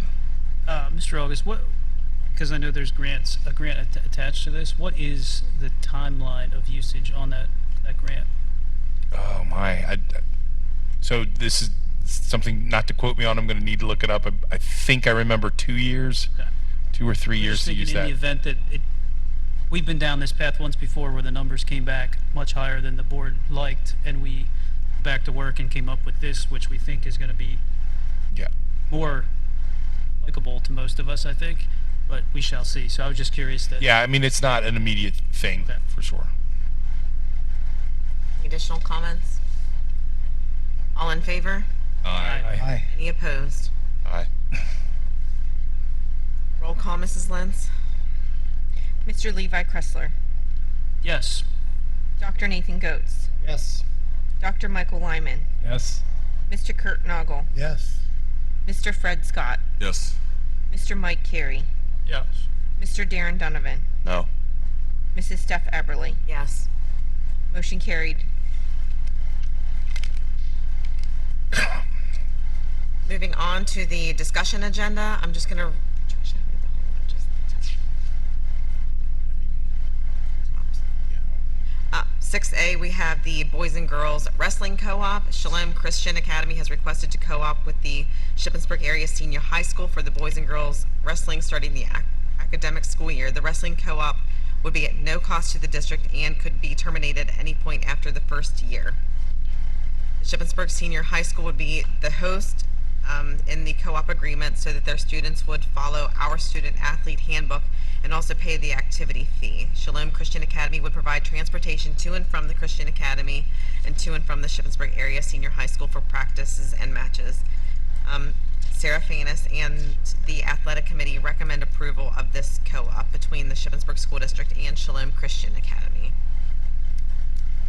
6B, the request to form a new activity, the Tri-M Music Honor Society. Jennifer Deibler, music teacher, is requesting to form a Tri-M Music Honor Society at the high school. The purpose of this new activity is to open up a world of opportunities for students who have already shown themselves to be academically capable and musically gifted. 6E is the curriculum for Arts 2, 3, 4, and 5, Chemistry in the Physical World, Climate and Weather, and Earth Science. 6D is the revised 24-25 meal price for adult breakfast. At the May 28th, 24 Planning Action Meeting, the Board of Directors approved the attached food and service meals. Administration recommends a revision to the adult breakfast price for the SNP program from $275 to $285 for the 24-25 school year.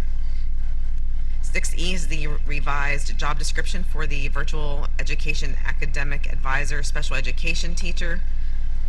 6F is the revised job description for the business administrator. Administration recommends approval to the revisions made to the job descriptions for the business administrator position. I did just have a comment about that one.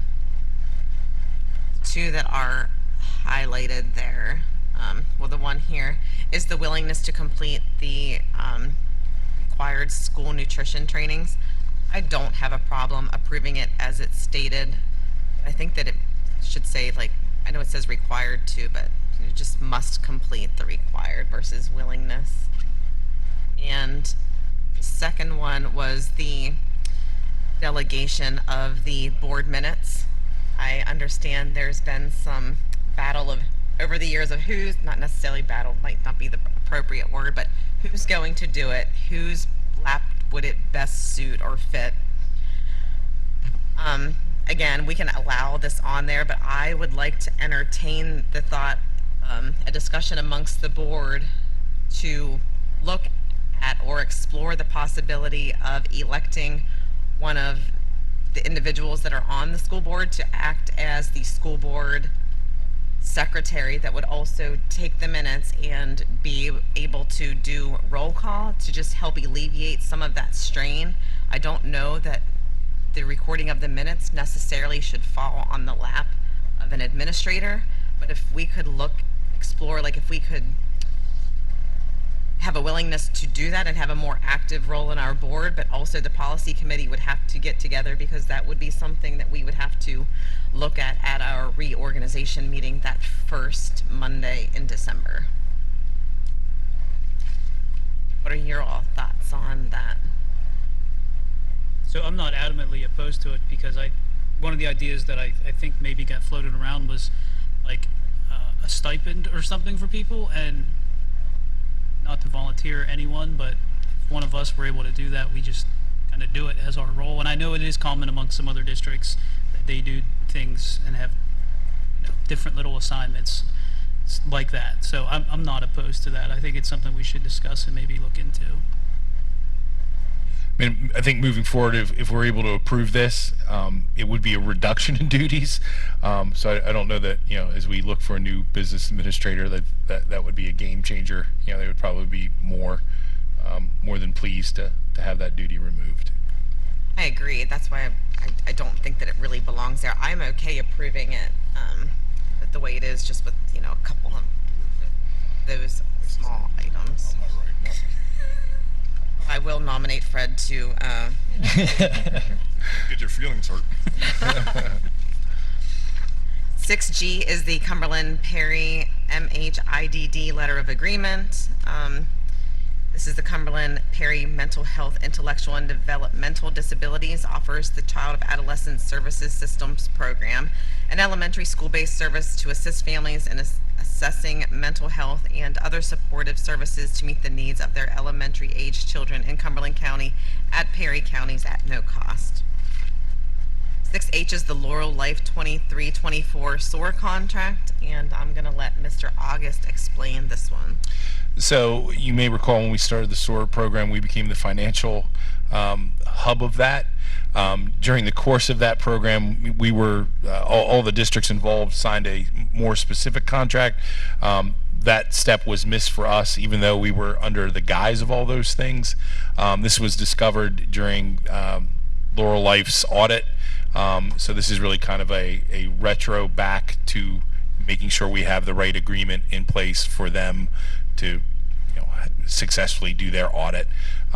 This is no additional monies. This is kind of more of a paperwork thing. It definitely was a miss on our part in terms of not having that second contract approved, but as the financial host, it was assumed that we were participating in the program on the same levels as the other districts.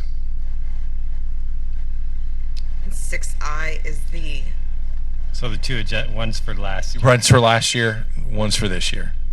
So we're retro. doing it right this year. We're doing a super retro of that agreement that we've already participated in. One retro, one super retro. Right. Now, wait, what? Or is it just one retro and one One one super retro, one upcoming one. Okay.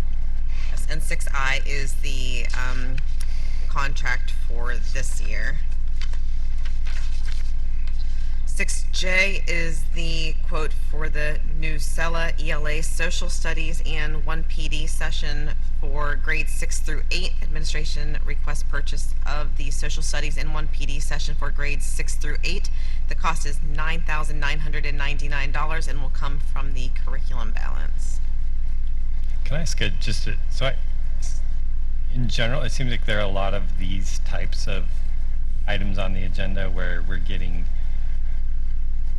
little pieces and bits that are necessary for is that a function of it being the beginning of the school year and everybody's ordering their stuff? So this, and Dr. Donat can maybe speak more to this. I think this is in reaction to losing the interventionist. So more falls on the classroom teacher to do those things. News ELA is a pretty great program I've used before or experienced with that allows differentiated reading levels.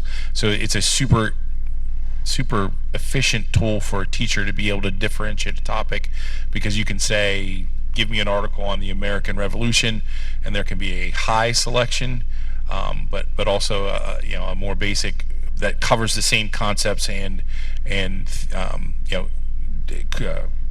knowledge. Yeah, and I'm not questioning any. It just seems like a lot of the items on the agenda today are these types of things. And At the beginning of the year, these things need renewed. This one is a new one, though, correct? It's a new one. Well, this has been used previously. However, it was a free option. It went behind a paywall, and teachers who had used it really loved using it as a way to find reading appropriate material for their content area. And now with losing the math and the reading interventionalists, this will help the middle school teachers being able to find appropriate content for all levels. Thanks. 6K is the special education curriculum. Administration recommends retro approval of the following McGraw-Hill teaching resources and curriculum. The cost for this would be $40,992.34, and we paid for from the fund balance for special education, reading mastery, corrective reading, number worlds, teen health, and reading success. And these are all resources that have been previously approved. 6L, the Vista School Extended School Year Educational Services Addendum. 6M is the agreement with the Vista School for Special Education Services. As outlined in each student's IEP, the Vista School provides educational services and supports to students with intensive needs related to autism spectrum disorder. The proposed agreement for the 24-25 school year. This admission is an approval private school 4010 funded slot. This means that pending approval, the tuition will be either fully or partially funded by the state. 6N is the Hoffman Homes Agreement. Administration recommends the approval of Hoffman Homes. They provide a therapeutic learning environment and educational services to children with and without special education requirements. The cost for this program are $250 per instructional day while school is in session. 6O is the Diacon Child, Family, and Community Ministry, doing business as Diacon Youth Services Education Services Contract. They provide a range of programs for at-risk youths and primarily serving individuals referred by juvenile probation departments and child and youth services. Diacon has entered into a partnership with the CAIU to provide services upon request. The proposed contract establishes the rate for district-initiated referrals of $178.06 per day. 6P is the Rashini Employer Reporting Engagement Proposal for 2024. 6Q is the resolution not to raise taxes above the index for the 25-26 budget. Normally, each year, the Board of Directors is required to approve one of two options for developing an annual budget. So we are back at planning the budget for next year. Step one. I would say, unfortunately, yes. But it's the very, very first step. But it's the step we talked about earlier to Yep. make sure we get that extra funding from the state. Correct. Yes. 6R is the traffic evaluation proposal. Administration recommends approval of the attached traffic evaluation proposal from K&W Engineering at a cost of $11,890 to come from the assigned fund balance for future capital projects. Traffic evaluation is a requirement from the Shippensburg Borough in order to move forward with potential projects at the new athletic stadium. So, again, this is a requirement not on our end, but somewhere else. Correct. Okay. So, overall, I hope this is just another box that we are checking to get to our finished project. As Fink described tonight, there's a lot of cool things that are potentially going on. So, Yeah, we can't do any of that without this.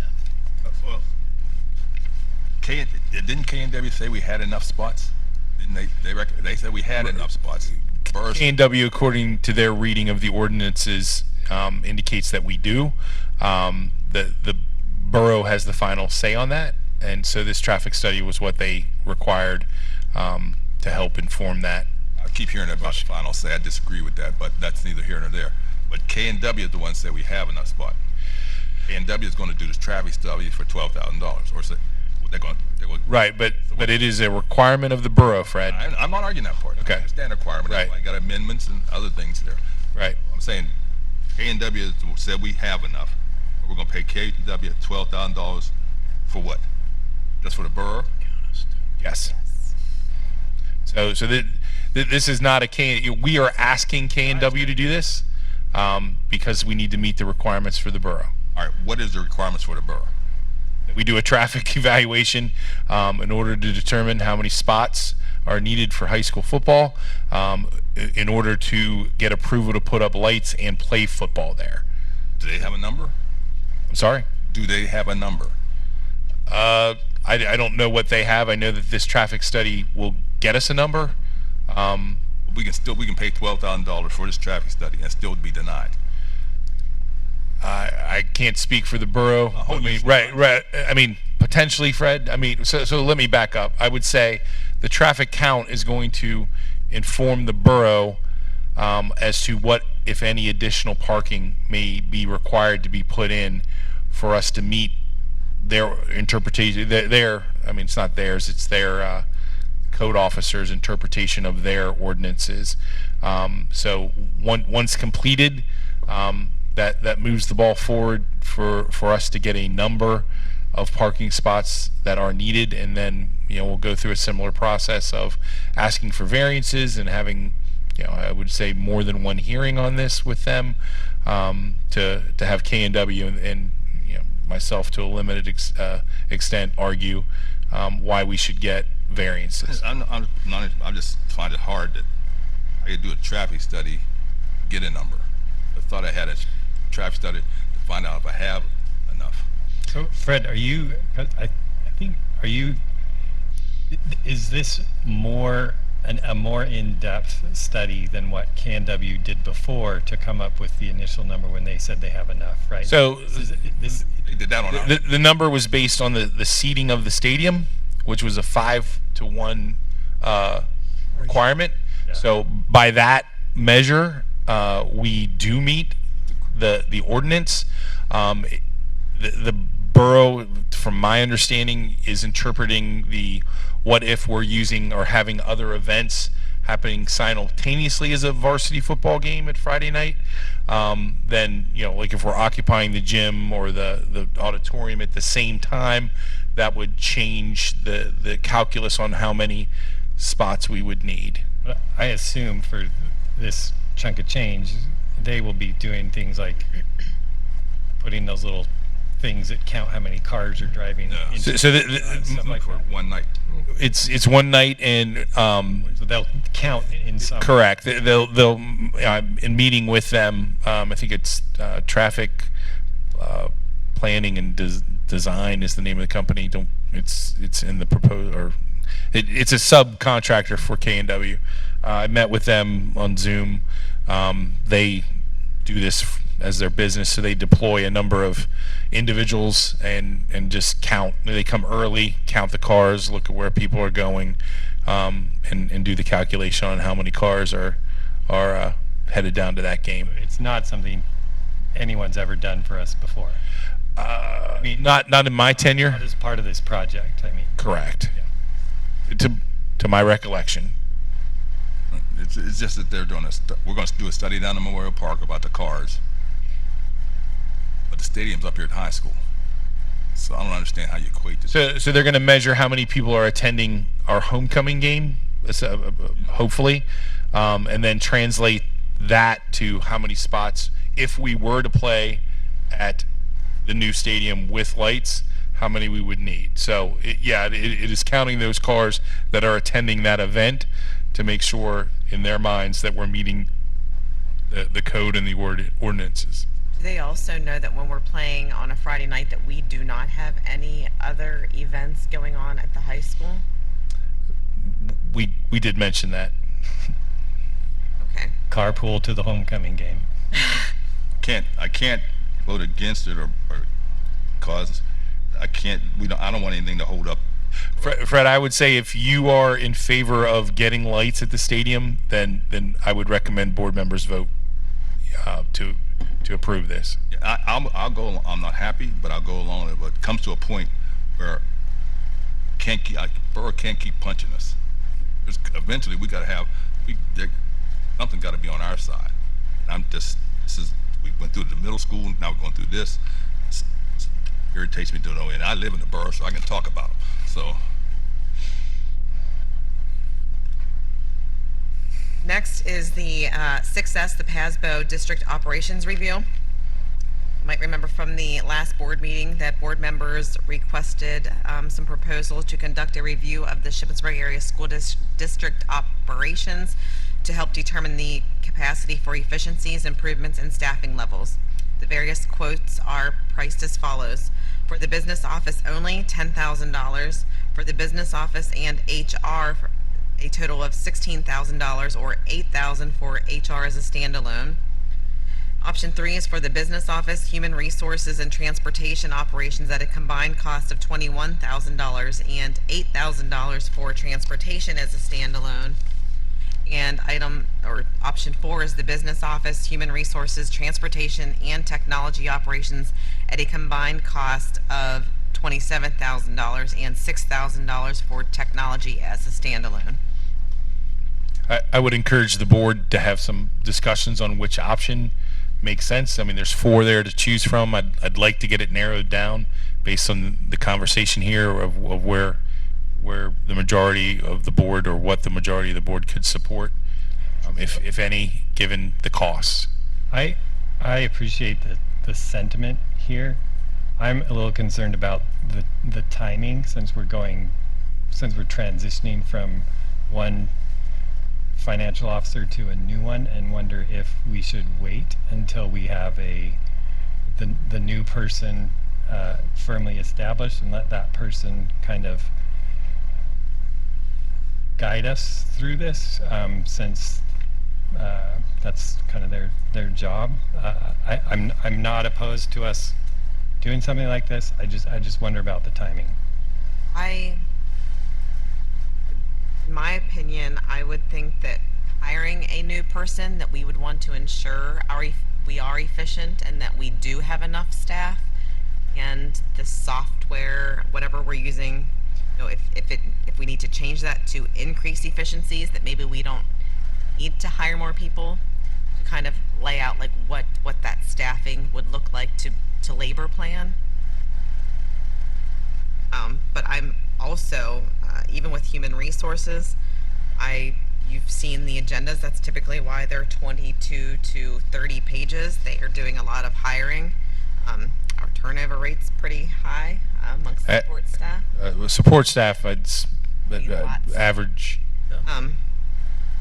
So, I mean, I'm not opposed to doing both of those, but I would like to, with getting a new administrator, I also think that it's time. I mean, the board has been tasked and asked several times to get an additional person. I would like to find out, do we need an additional person? I think it's cheaper to find out what our efficiencies or inefficiencies are before we make a financial obligation to absorb into our compromised budget. I'm having a hard time envisioning what this study would look like and what the outcomes would be. Before I prepared to support anything, I guess I would like to see,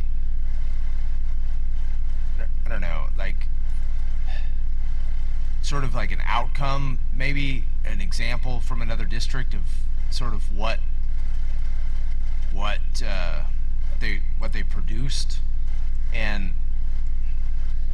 I don't know, maybe I'm less concerned about the cost, and I'm more concerned about like it's sort of sending us in the wrong direction. I mean, sometimes management consulting isn't always so helpful as we think it might be, and sometimes it just kind of confuses things and creates more difficulties than what we would expect. So I think it would have to be, again, it's less about the money and more about being sold on the idea that we're actually getting a product that's worthwhile, and that is not going to create simply more confusion. So I'm not, I mean, I don't know, maybe there's enough support for this that my vote's unneeded, but for it to have my support, I would need to be convinced that folks doing this can produce something useful for our district. I can reach out to them, or have Mrs. Weber reach out to them to see if they would be willing to give us a sample of. Yeah, and maybe some sort of testimonial or something from some other district that has had this experience. Like was this useful for some other district to have them do this kind of report? I like that. That's a fair assessment.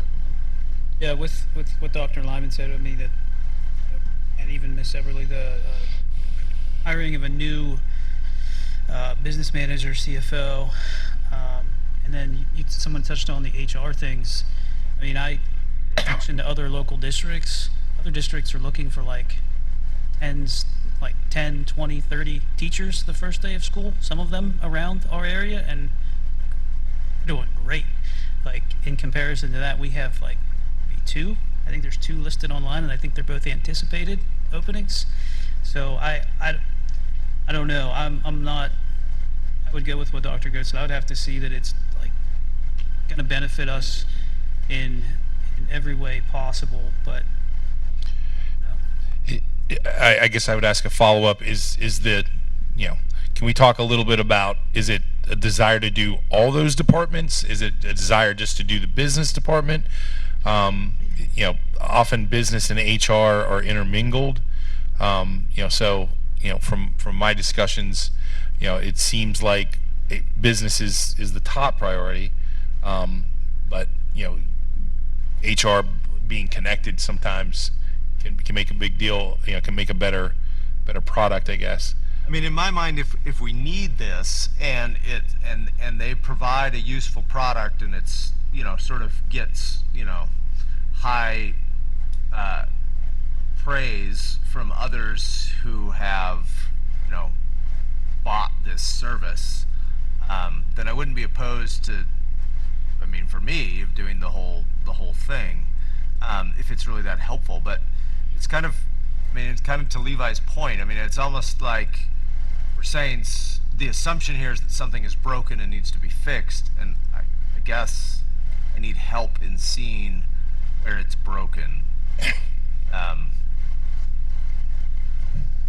in a way that like we don't already sort of understand what the solution is. Like I don't know. I mean, so I made this motion. I'm not making any assumptions that something needs fixed.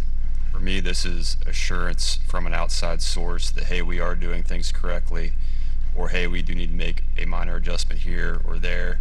In my opinion, I think we owe it to the taxpayers to at least let them know we are operating as efficiently as we can.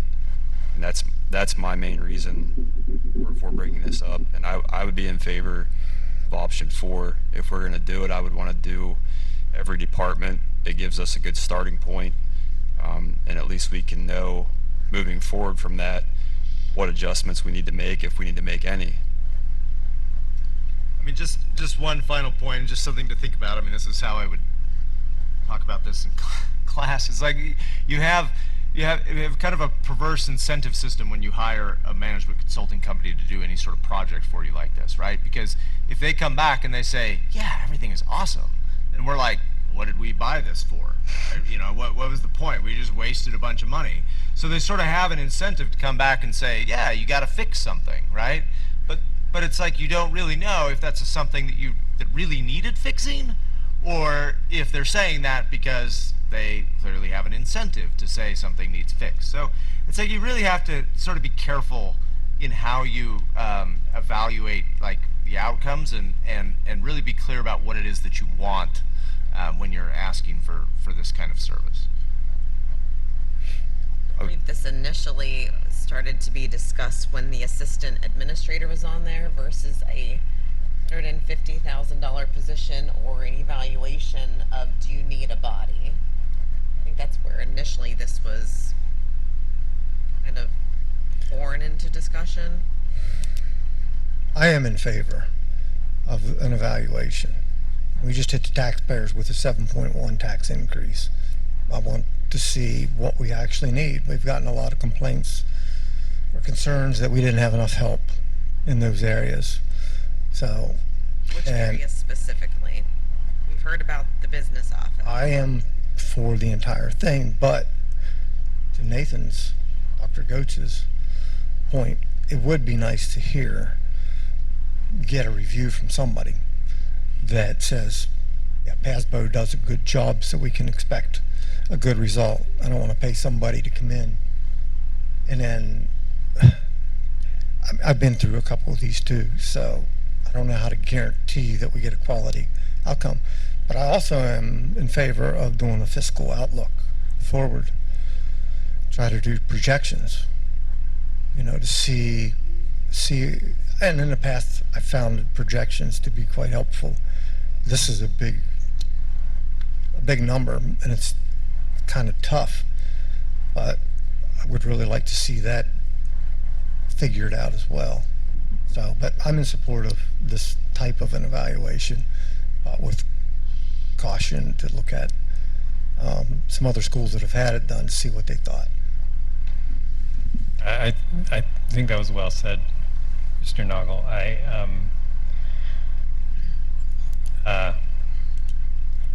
There is a level of irony in saying we're concerned about spending the taxpayers' money, so we're going to spend the taxpayers' money to see if we're spending the taxpayers' money right. So I agree that we should proceed with caution and try to be making it as informed decisions as we can, as per Dr. Goet's recommendation, is to see what other districts have gotten when they've paid for a product like this. Yeah, I'm not opposed to hearing from other districts. And then I guess my question would be, if this isn't the solution, then what is the solution to get to a balanced budget? That's the ultimate goal that I have. Well, not to be too snarky, but I do think we also, this is spending money, and then the next two agenda items are also more money that wasn't budgeted. So there's some room for caution if we're concerned about what we're spending. Darren, help me out with that last comment, because if your primary goal here is a balanced budget, I don't see how this is a path towards that. Like I get that there might be like inefficiencies in sort of how the central office is organized, and I think, I may be wrong, I think that that's what the goal of this audit would be, is to look for inefficiencies in how things are organized. I don't think, and I could be wrong, I don't think this is like a sort of review, like a detailed review of our systems, as in like, hey, do you need like less teachers teaching math than you presently have, or something like that? Is there a place to save money there, or is are there redundancies in the curriculum products that you're purchasing, and so you don't need as many? I don't think that's what this is, but help me out if I'm mistaken. I mean, Mr. August, do you have a sense of what? I mean, my sense is, if we were to do all four, we would get a sense of you are understaffed or overstaffed, perhaps. I mean, I don't know. Within the central office, right? Well, within these departments, I would say, unfortunately, the quickest way to a balanced budget is staffing. It's our biggest expenditure, is salary and benefits. So, if it comes back and says, well, you've got this much excess, or we believe there's efficiencies here, I mean, that gives us the opportunity to maybe look at attritionally reassigning those resources. If it comes back with you are understaffed, you're that's the other side of that coin. And then you're limited by budget. And you're still limited by budget. Yeah, I mean, a budget is revenues and expenses, and the lion's share of our expenses are personnel expenses. And I have a really hard time imagining that someone's going to come back and say, oh, you've got like 10 more faculty than you need. So this would not be the PASBO. We asked about that. They don't do the academic analysis, where they would look at the teaching staff. They only do these. These are the four areas that they do. Yeah. So I don't. I guess what I'm saying is we just need to be really clear on what our goal is in doing this, and whether this is the tool that will help us towards that goal. It may be useful, but it may not be the tool that you're looking for if the goal is different. So yeah, I'm wondering, Mr. Donovan, if I imagine what you're sort of thinking about is to find out if we're paying for 4 Netflix accounts, right? Are there fiscal inefficiencies in some of the things that we're paying for that maybe nobody's using, or things like that? Is that? And I don't know, maybe this will get us there, but this, because it seems like that's what you're maybe more interested in, is looking for fiscal inefficiencies. Is that accurate? Well, so the description is reading that it's going to determine the capacity for efficiencies, improvements, and staffing levels. So, I mean, it's all the above. I mean, am I wrong in wanting to know what the employees are doing at the administration level, and if we are operating efficiently? I feel like as a board we should know that. Yeah, and I'm not questioning that. I'm just wondering if there's also something that would help us know if we're paying for things that we aren't using, that we shouldn't be paying for. And is this that, or is there something else? So, I mean, I think C says analyze use of technology and data processing applications to provide recommendations for enhancing the use of technology. That may fit into that bucket. But I mean, the first one is really analyzing the human resource utilization. And I get it, that's by far our biggest expense. So we're going to probably capture. We're going to be able to correct something and find something. Right. I imagine it's also going to be an outside look at systems to say, like if you were to do this instead, or this workflow would be more efficient. I think it's going to do a number of those things. I think that with a fiscal look would not be a bad thing. And is that a separate thing, or is that? I don't know. Okay. Wait to see what this is. So as this moves to action, I would just, I'm going to keep all 4 of those options on there. Someone will need to make a motion, to which one to accept or to table. I will have 4 to go through to get opinions on. Do we want to Narrow it down. or do we want to? Yeah, I mean, I'll take any direction you want. Because if we table it until we hear from. I'd like to hear from some of the individuals that we didn't hear, so that we can kind of get level of where we're headed, so we can prepare the next agenda without all 4. So, and I really think it's a binary decision. From what I'm hearing, it's either just the business office or all four, right? Like option 1 or option 4. Yes, you're asking us. I am. 4. Want all 4? Couple of things. I just listening to the people talk. You Mr. said the Mr. quickest, Carey. you said the quickest way to balance budget is staffing. So and in evaluations, are they going to cut staff? Probably not. For the business office, particularly, could it be a better system that would also affect staffing and produce a quicker or better product? I've heard there's better computer systems, programs. So I guess it comes back a little bit to what Nathan's asking. What are we looking for, when we're trying to find that out? Is it possible to pick one and see if it satisfies what we are looking for? And then we go on if we want a deeper dive, or we say, nah, we didn't really get what we were trying to get to. I don't know. Just throwing out possibilities. It seemed like there was, I don't know, I don't want to speak for it, but there was some interest in getting some reports from other districts, or before we move it to the action agenda, maybe? Is that? So I can try to do that in the intervening week, get that information to the board. So would the board be comfortable if, when Darren and I meet to set the agenda before the next meeting, and we don't have testimonials or, what will the study produce or examples of their work, to leave it on the discussion until we get, I think it's responsible to wait until we get some of those that information that we're asking for. That's Comfortable with that? Yeah, I am good with too. that. Comfortable That way, with that. no one's rushed. It's, Sure. This is a long game. Yeah, and there's The more no, information, the better. yeah. yeah, and there's no huge deadline here. So in the effort to narrow it down, So Mr. Scott said all 4.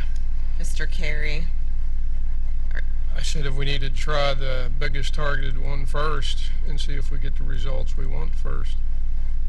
And then we can always move on. yeah.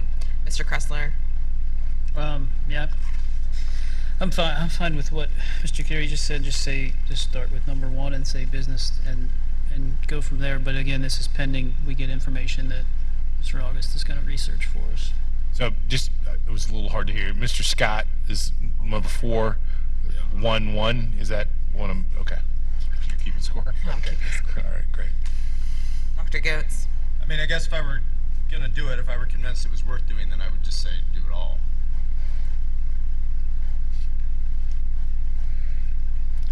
Mr. Noggle, Oh, if it's worth doing. And then it looks like there is some bulk savings by doing all 4, that it gets a little cheaper than doing them all separately. So I would be in favor of all 4. Go big or go home. Mr. Donovan, Yeah, I would say all 4, and then definitely get feedback from other districts, and then I think really define, like Mr. Goetz is saying here, what exactly we do want the results to be before we dive into it deeper. I'm fine addressing the one that initially was in question. I just hope that, there are other departments that I'm sure maybe would like to have an assessment of their department as well that is not getting one, and some hard feelings might arise of why not me. Who's that? So, I mean, if I would just, I'm more concerned right now, I guess, with the business office if I had to do it, but of course I support or help support whatever the rest of the board. So it looks like between 1 and 4, we have 3 and Ready to leave again? 4. Ready to leave again? What's that? What? So Fred, Nathan, Kurt, Seems like the majority is favoring Yeah. 4. See what Jim would want to do. and Jim's not here. Okay. That's helpful. Thank you. 6T is the additional part-time music teacher. Per the request of the board, approval of the hiring of a .5 music teacher. The approximate cost of this position is $51,387. 6U, approval of an aquatic instructor and aquatic aide. Per request of the board, the approval of the hiring of an aquatics instructor and an aide position to support swimming instruction. The full teaching position has an estimated cost of $102,775, and the aide position has an estimated cost of $56,516.07. With the creation of an aquatics program, there will be an additional transportation cost between $24,000 and $30,000 in order to support elementary swimming lessons. 6V, These are not budgeted items, correct? Yes, sir. And they're also, and these are people, so we would be paying for them off into, as long as they're working for us. So this I mean, attritionally, we would, anytime someone resigns, administration looks at it attritionally to say, are we able to not replace that position? This is not just a one-year thing. I think we're putting these people in the budget. Correct. But this year, we're paying for them out of fund balance. Correct. we don't have that position this year. So this would be a brand new position. Right. I mean, this. 6B, the real estate appraisal. Administration recommends approval of the attached proposal from Apex Valuation Services to conduct an appraisal of a parcel of land adjacent to district property. The cost of this appraisal is $2,000 and will come from the district fund balance. Which brings us to the second portion of the citizens' comments regarding non-agenda items. I'm seeing two. Excuse me, are there going to be any discussion about 6U tonight or not? I mean, if you have You six. just had to stop me to. I'm sorry. Yeah. Yes, I will. Ms. Johnson's here. I asked for her to be here for aquatic, so we get more information on exactly about why they feel that the physical fitness department feels aquatic is part of it. Hi, I'm Christy Johnson. I teach at the high school here, Health and Phys Ed. I am Lisa Banks. I was hired in 2011 as the full-time swimming pool aide and lifeguard for the district. Can you get a little closer to the mic, please, so people can hear what you're saying? In 2013, the district removed the swim instructor position when they eliminated swim instruction for K through 3 as well as the middle school. Since 2013, I've been the pool aide and lifeguard for the remaining phys ed instruction in the district, as well as working in the high school nurse's office when I'm not needed at the pool. So since we changed this position, we went from, in our pool where we were saving 3 per year, to 34 students that needed to be saved. So I'm here to advocate for our current students and our students to come, because I am very concerned that our elementary students, when we have a pool in our district, are not being offered swim lessons when it is a life skill. It is a life skill. We serve a vast number of underprivileged students who do not have the opportunity to learn how to swim. Besides, in our school district, we have a pool. We have the ability that we can teach those students to swim. We have a number of students who have moved into our district that have no water safety knowledge. I teach 11th grade, I teach kayaking, and I can't tell you the number of students have told me they cannot swim. And when I teach kayaking, they are in life jackets at all times. And it still is quite a battle to even get them into a boat in a life jacket because they're fear. Personally, my husband had to save 2 children this summer who were drowning in water that they could stand in. He was not able to save their father. So this is not only a professional thing where I'm advocating for our students, but also a personal thing too, where I worry about the safety of our children in our community. Do you have any questions for me about the position? When do we stop having swimming lessons? This year is the first year that we will not have swim lessons for our students at the intermediate school. But prior to that, in 2013, we did have swim lessons for all students, kindergarten through 12th grade. We did until 2013. Mm-hmm. Yes, and then we had a teacher retire in our department, and they moved our swim instructor for the district into that position. They didn't replace. The reason why I push it because it's personal, sort of personal for me.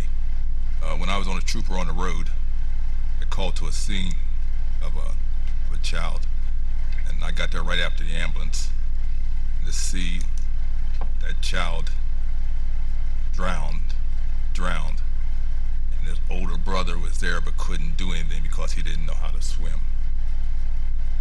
That always irked me, not irked me, but upset me that that boy couldn't save his brother.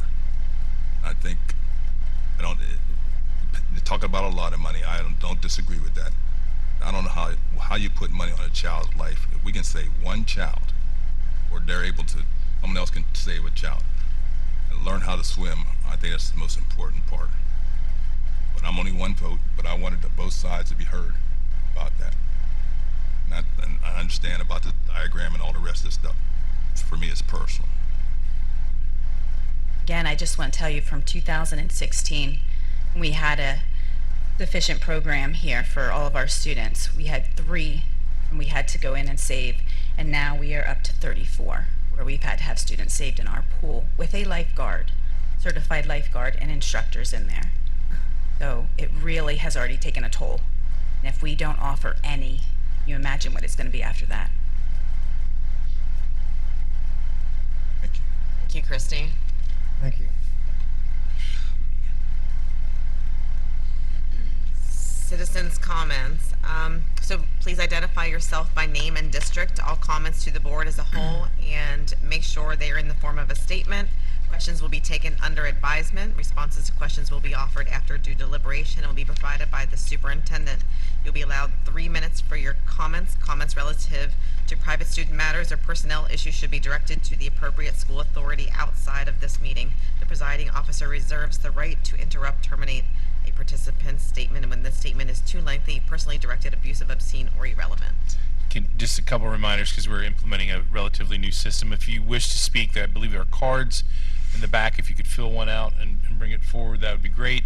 As you come up to speak, it is not a requirement that you give your home address, just either the township or borough that you live in.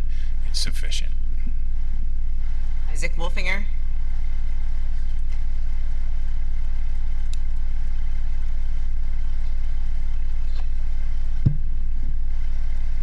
Hello, board. My name is Isaac Wolfinger. I'm a current attendee at the high school.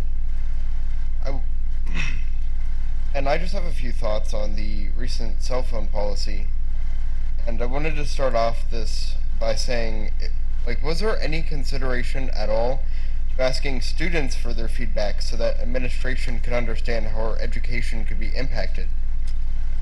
If not, I believe that the board needs to review Policy 232, which gives students the ability to be involved in governance. I want to give you some reasons to reconsider the no cell phone policy in class. I'm a student that typically follows policy, otherwise my mom would kick my butt. I feel like I'm being punished for the kids who don't listen or follow policy. There have been many examples in the last 4 days since school started when I needed my phone. Just to name a few: Block 1 to use for a metronome for rhythm, a tuner to tune my instrument, as well as music or drill for marching. My 3A, for a project I needed pictures for my phone and I was unable to send them to myself for a project. 3B, in general, to make coding easier so I didn't have to go between 2 tabs for like an hour and a half.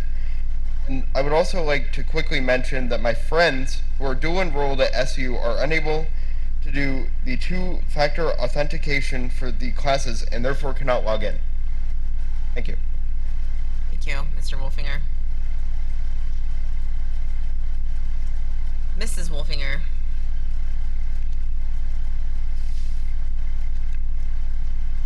Becky Wolfinger, Southampton Township.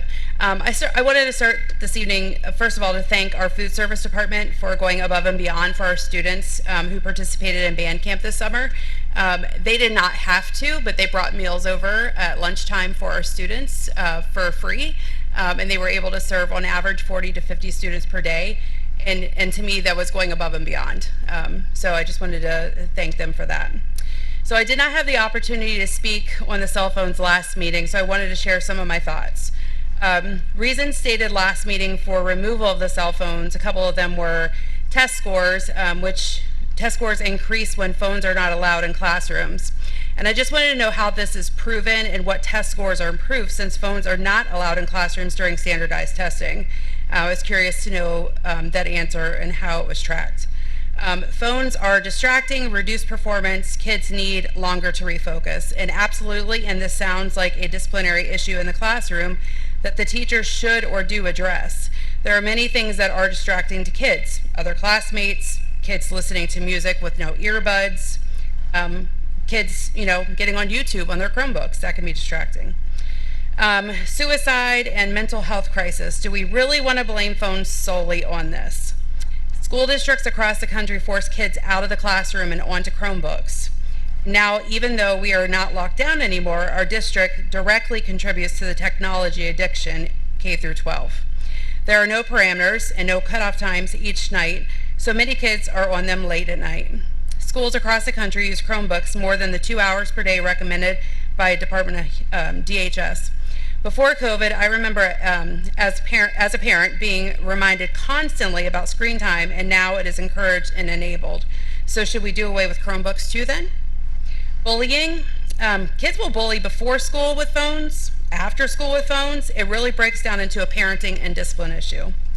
According to the handbook that was passed last meeting, the verbiage says electronic devices include all devices that can take photographs, record, play, or edit audio. Chromebooks can be used to take both pictures and video. So are they violating that policy then? And yes, kids do use them to record each other too. My point with all this is, why is this not an opportunity to work with parents and students to educate, evaluate, and engage in a constructive way? And where is the district's accountability too? I am tired as a parent who does her job with her students of my students being punished because we don't want to face the actual issue, which is individually disciplining students. There are ways parents can block cell phone usage during school hours, which is what I have done with all 4 of my kids. How about we offer parents the tools that they may be missing or that they're unaware of? As a mom who cares deeply about the mental health crisis, I understand the intent and desire, but I believe this is a much bigger, broader conversation, and we can't solely blame cell phones. Thank you, Mrs. Wolfinger. Moving on to board comments, Mr. Noggle. No comments. Dr. Lyman.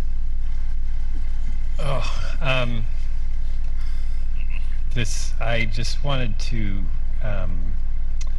compliment everyone that works at the district, and I think our community as a whole. This has not been an enjoyable week. That we've gone through some very tough things as a community, but I appreciate the professionalism and the care that I saw exhibited by school officials, and I'm so impressed with how things went with the football team as well. I think if there's one word, I would say resilience, and I'm just impressed, and I'm grateful for everyone who has worked so hard to help us all as we mourn.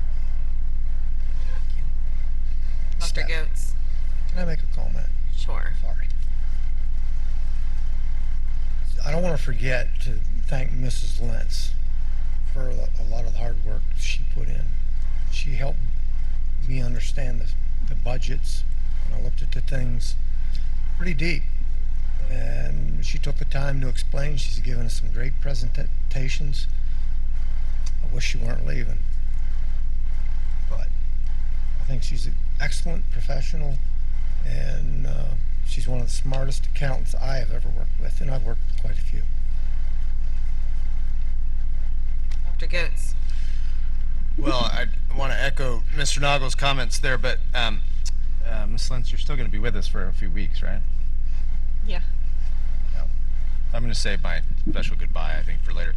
It was really exciting to sort of pull into campus, for the meeting tonight, and I just see the energy, like see the parking lot full, people here for different sports, and you hear the noise around and stuff, and it's just kind of exciting to see the kids back in action and doing stuff, and I just want to acknowledge that. And yeah. And I also wanted to make a comment about the cell phone policy. I'm sorry to hear that it isn't working out for everyone, but you know, I keep asking myself. Well, when I went home 2 weeks ago and told my son, you know, that was going to be the policy. He was like, he just shrugged his shoulders, and you know, he always brought his phone to, you know, school and whatever. He just kind of shrugged. And he's like, okay, whatever. He's like, that's how it was at the middle school.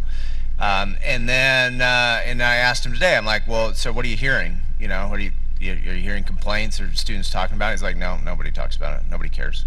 We just don't use our phones. And so then I was more curious, and I asked, you know, my teacher friends, my informants, and they're and they're like, it's the greatest.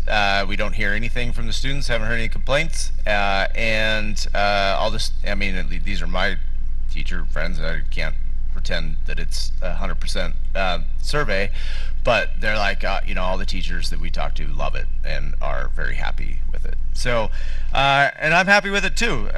For me, it's really about engagement and eliminating distractions. Having to sit in front of a group of students who aren't that much older than the students who are in high school, I recognize how difficult it is to compete with cell phones in keeping attention, and I can tell the difference when students just sort of put them away and it's not around. So I'm excited about it. I'm excited that it's, you know, we'll see how it goes. We'll see if we need to make some changes. But we, you know, we're on the right side of the curve here. This is a nationwide sort of movement, and I think it was better for us to take action sooner rather than later. And I guess lastly, and I mean this, this could totally be interpreted wrong, but I'm interested in this kind of aquatic instruction bit, and I really appreciate the goal of wanting, you know, students to learn how to swim. But you know what, I've had kids who have sort of gone through, you know, past iterations of Shippensburg's program, and I can't say that it was very effective for them. It might be effective for some kids, and I don't want to say that it's not, but just in my experience with my own children, I don't know that they gained anything from that experience. And so I don't know. I mean, again, that sounds like a criticism, and I'm not suggesting that we shouldn't do something, because maybe we should, but I would want to make sure that whatever we're doing is going to you know, achieve the goals that we set out to achieve. Just sort of doing the status quo of 10 years ago or whatever, in my mind, that doesn't really satisfy. Although I did appreciate the data that you offered, or that was offered, about, you know, sort of rescues before and after. I'm not sure that I understood it exactly, but it seemed to suggest there's some efficacy to the past program. I just would want to be sure that if we're doing something, that we're doing it right, and as most efficacious as possible. Because again, as I said, as it was done before, it certainly didn't prove efficacious for my children. So, thank you. Mr. Kressler. Sure, so I got a bunch. On 8/16 was the first day of like everybody coming back, all the teachers and administrators, and I thought that day was really like full of energy. When I was here in the morning, like everybody seemed excited. Like first day, Mr. August, I thought, hit a home run, literally, with his PowerPoint there. On the welcome back speech, I thought that was great. And then it was, if you weren't there, it's hard to describe, but seeing the administrators from each school read some of like the things that students had put in that, was that a Youth Truth survey? Yes, sir. Youth Truth survey was showing how kids really attach to their teacher and appreciate the things that their teachers are doing in that building. So I thought it was really powerful being there. I think it's a reminder as to why we're all here. Next thing to that is, so we started this elementary library profile of a grad class, and my third grader said it's the favorite special she's ever had after one time. She can't remember a ton of what it was, but she had a blast, and I think that's great because it's really setting, it caught our attention more than the typical PE class. So I'm really excited to see that grow, and I know that our elementary level staff are really excited to that. Shout out to Christy and Joanne.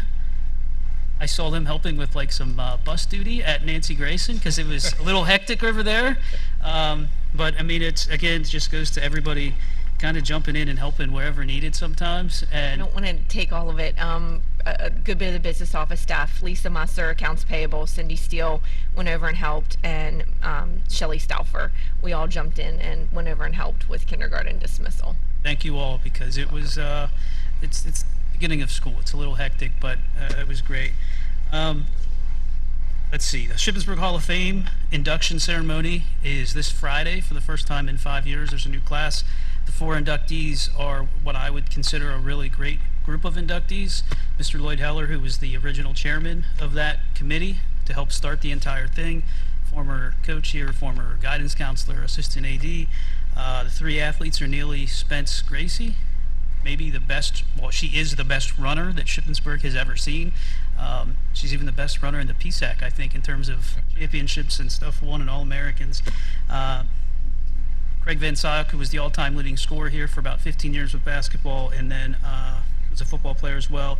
And then Andy Enfield, who is a really good basketball player here and has parlayed that into a career coaching. He's coached at a couple big schools. USC is the head coach at Southern Methodist now.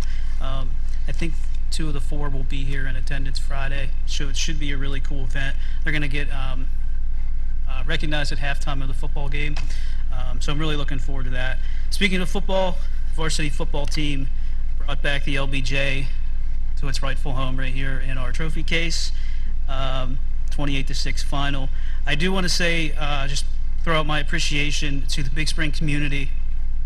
As everything that was going on, they came together with our school and had everyone in maroon for that. And I think that was great. A good reminder that it is really,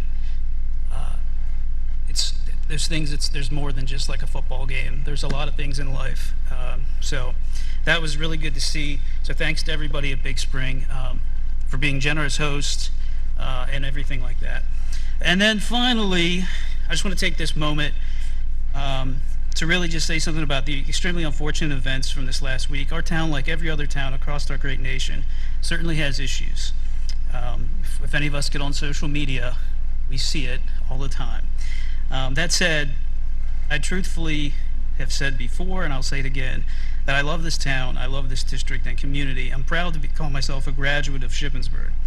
And last week, in the face of like a really terrible time, we watched our teachers, our counselors, all of our staff, our administrators, our coaches drop everything that was going on in their lives to be there for our students and to be there for one another. So I think they all, I appreciate, that from me to all of our district employees, that no matter how much Shippensburg grows, we still really have a small town feel, has a lot of love for one another. So that is priceless, and we will continue to be supportive of everyone going forward. I'd just like to say I'm looking forward to lunch from Dr. Garante delivered to my office in the next couple weeks as a result of the LBJ contest. Mr. Carey. Mr. Doggo already hit it, but I had it down as well. Christy, Mrs. Lentz, thank you for everything. I've only been on since December, but you've had a good knack for trying to guide 9 different personalities and get your points across. Your presentations were always good, but the thing I think was probably the best is I knew your heart was always in this job, so you could see that easily. Thank you very much, and we will miss you. Mr. Scott. Christy, I I would thought we'd wait till next month till you hit the door, but I think everybody's opening the door for you. So I appreciate all the things, all the information you've given me all these years. This is my 5th year. You answered my questions and answered them in depth. Most of it I didn't know what you're talking about, but I know you. But I know you tried. You're a good financial person, and we never had. In 5 years up, and I've never been in bad shape. Thank you for that. And also, I understand, like I said, for this swimming instructor, it's just something personal for me, and I know kids that come through the school district that can't swim. Never had the opportunity to swim. They don't have an opportunity. When the park was here, we had something to fall back on. This is the only thing these kids have in this community to learn how to swim. And if I'd be more enthusiastic if the pool was down there and we could tell them go down there, and everybody cannot afford to go to aquatic club. So I wholeheartedly encourage everybody to think about that when it comes time for the instructor. That's it. Mr. Donovan? Yeah, I'll kind of second what everybody was saying, from the swimming.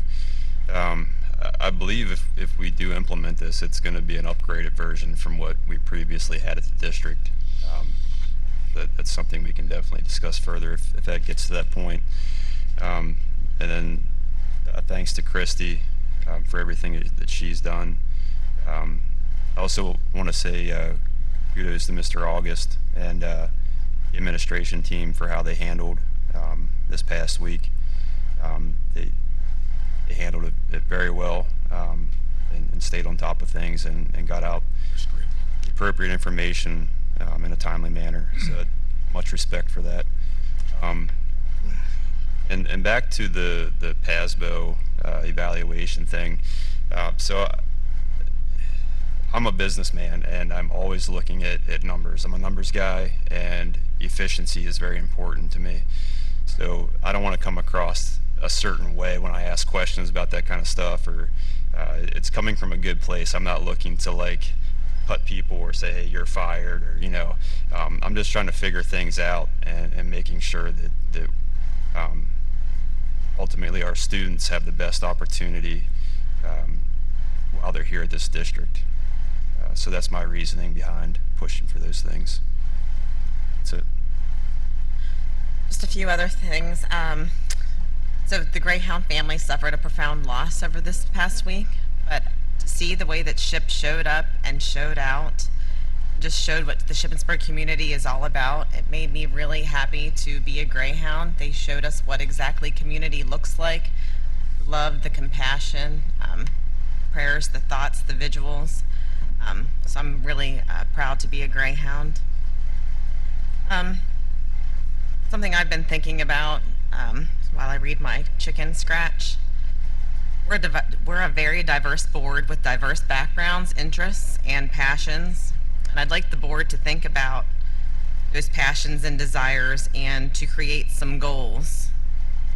To think about how your goals to move forward for your time spent on the board, so that we can get a sense of what makes you tick, so that we can work together to plan, whether if it's your goal for your time served is to get a swim program back together, to get a music teacher, or if it's a balanced budget.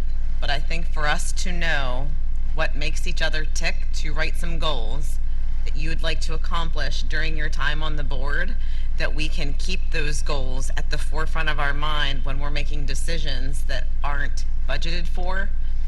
So these wants and desires, if we can kind of put that together and make a plan and work together to help us each fulfill our desires, our wants. I would love for us to do that, because there are some of my fellow colleagues that I really don't know what makes each of you tick, or what you're passionate about, or what your goals are.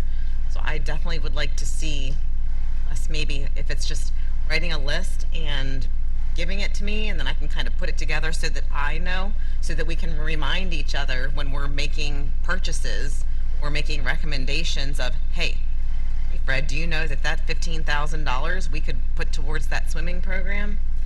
So that's just something that's kind of, that I've been thinking about. I've said enough about the cell phone policy the last time, and I promise I'm going to keep this short. I just want to say that while it might be a nationwide trend or a nationwide movement, they also went through that proper implementation process. Even the Pennsylvania pilot cell phone ban has guidelines. Specifically, the big takeaway was developing a cell phone policy and actually enrolling in that cell phone prohibition, because when you do that, you can also get $100,000 towards an SRO, and there's different grants that if you would actually have done it the proper way, there's more incentives for the school district had it been done that way. That's all I have. Date savers, September 5th, Facilities Committee, September 12th, Transportation Committee, August 30th is In-Service Day, and September 2nd, the district is closed for Labor Day.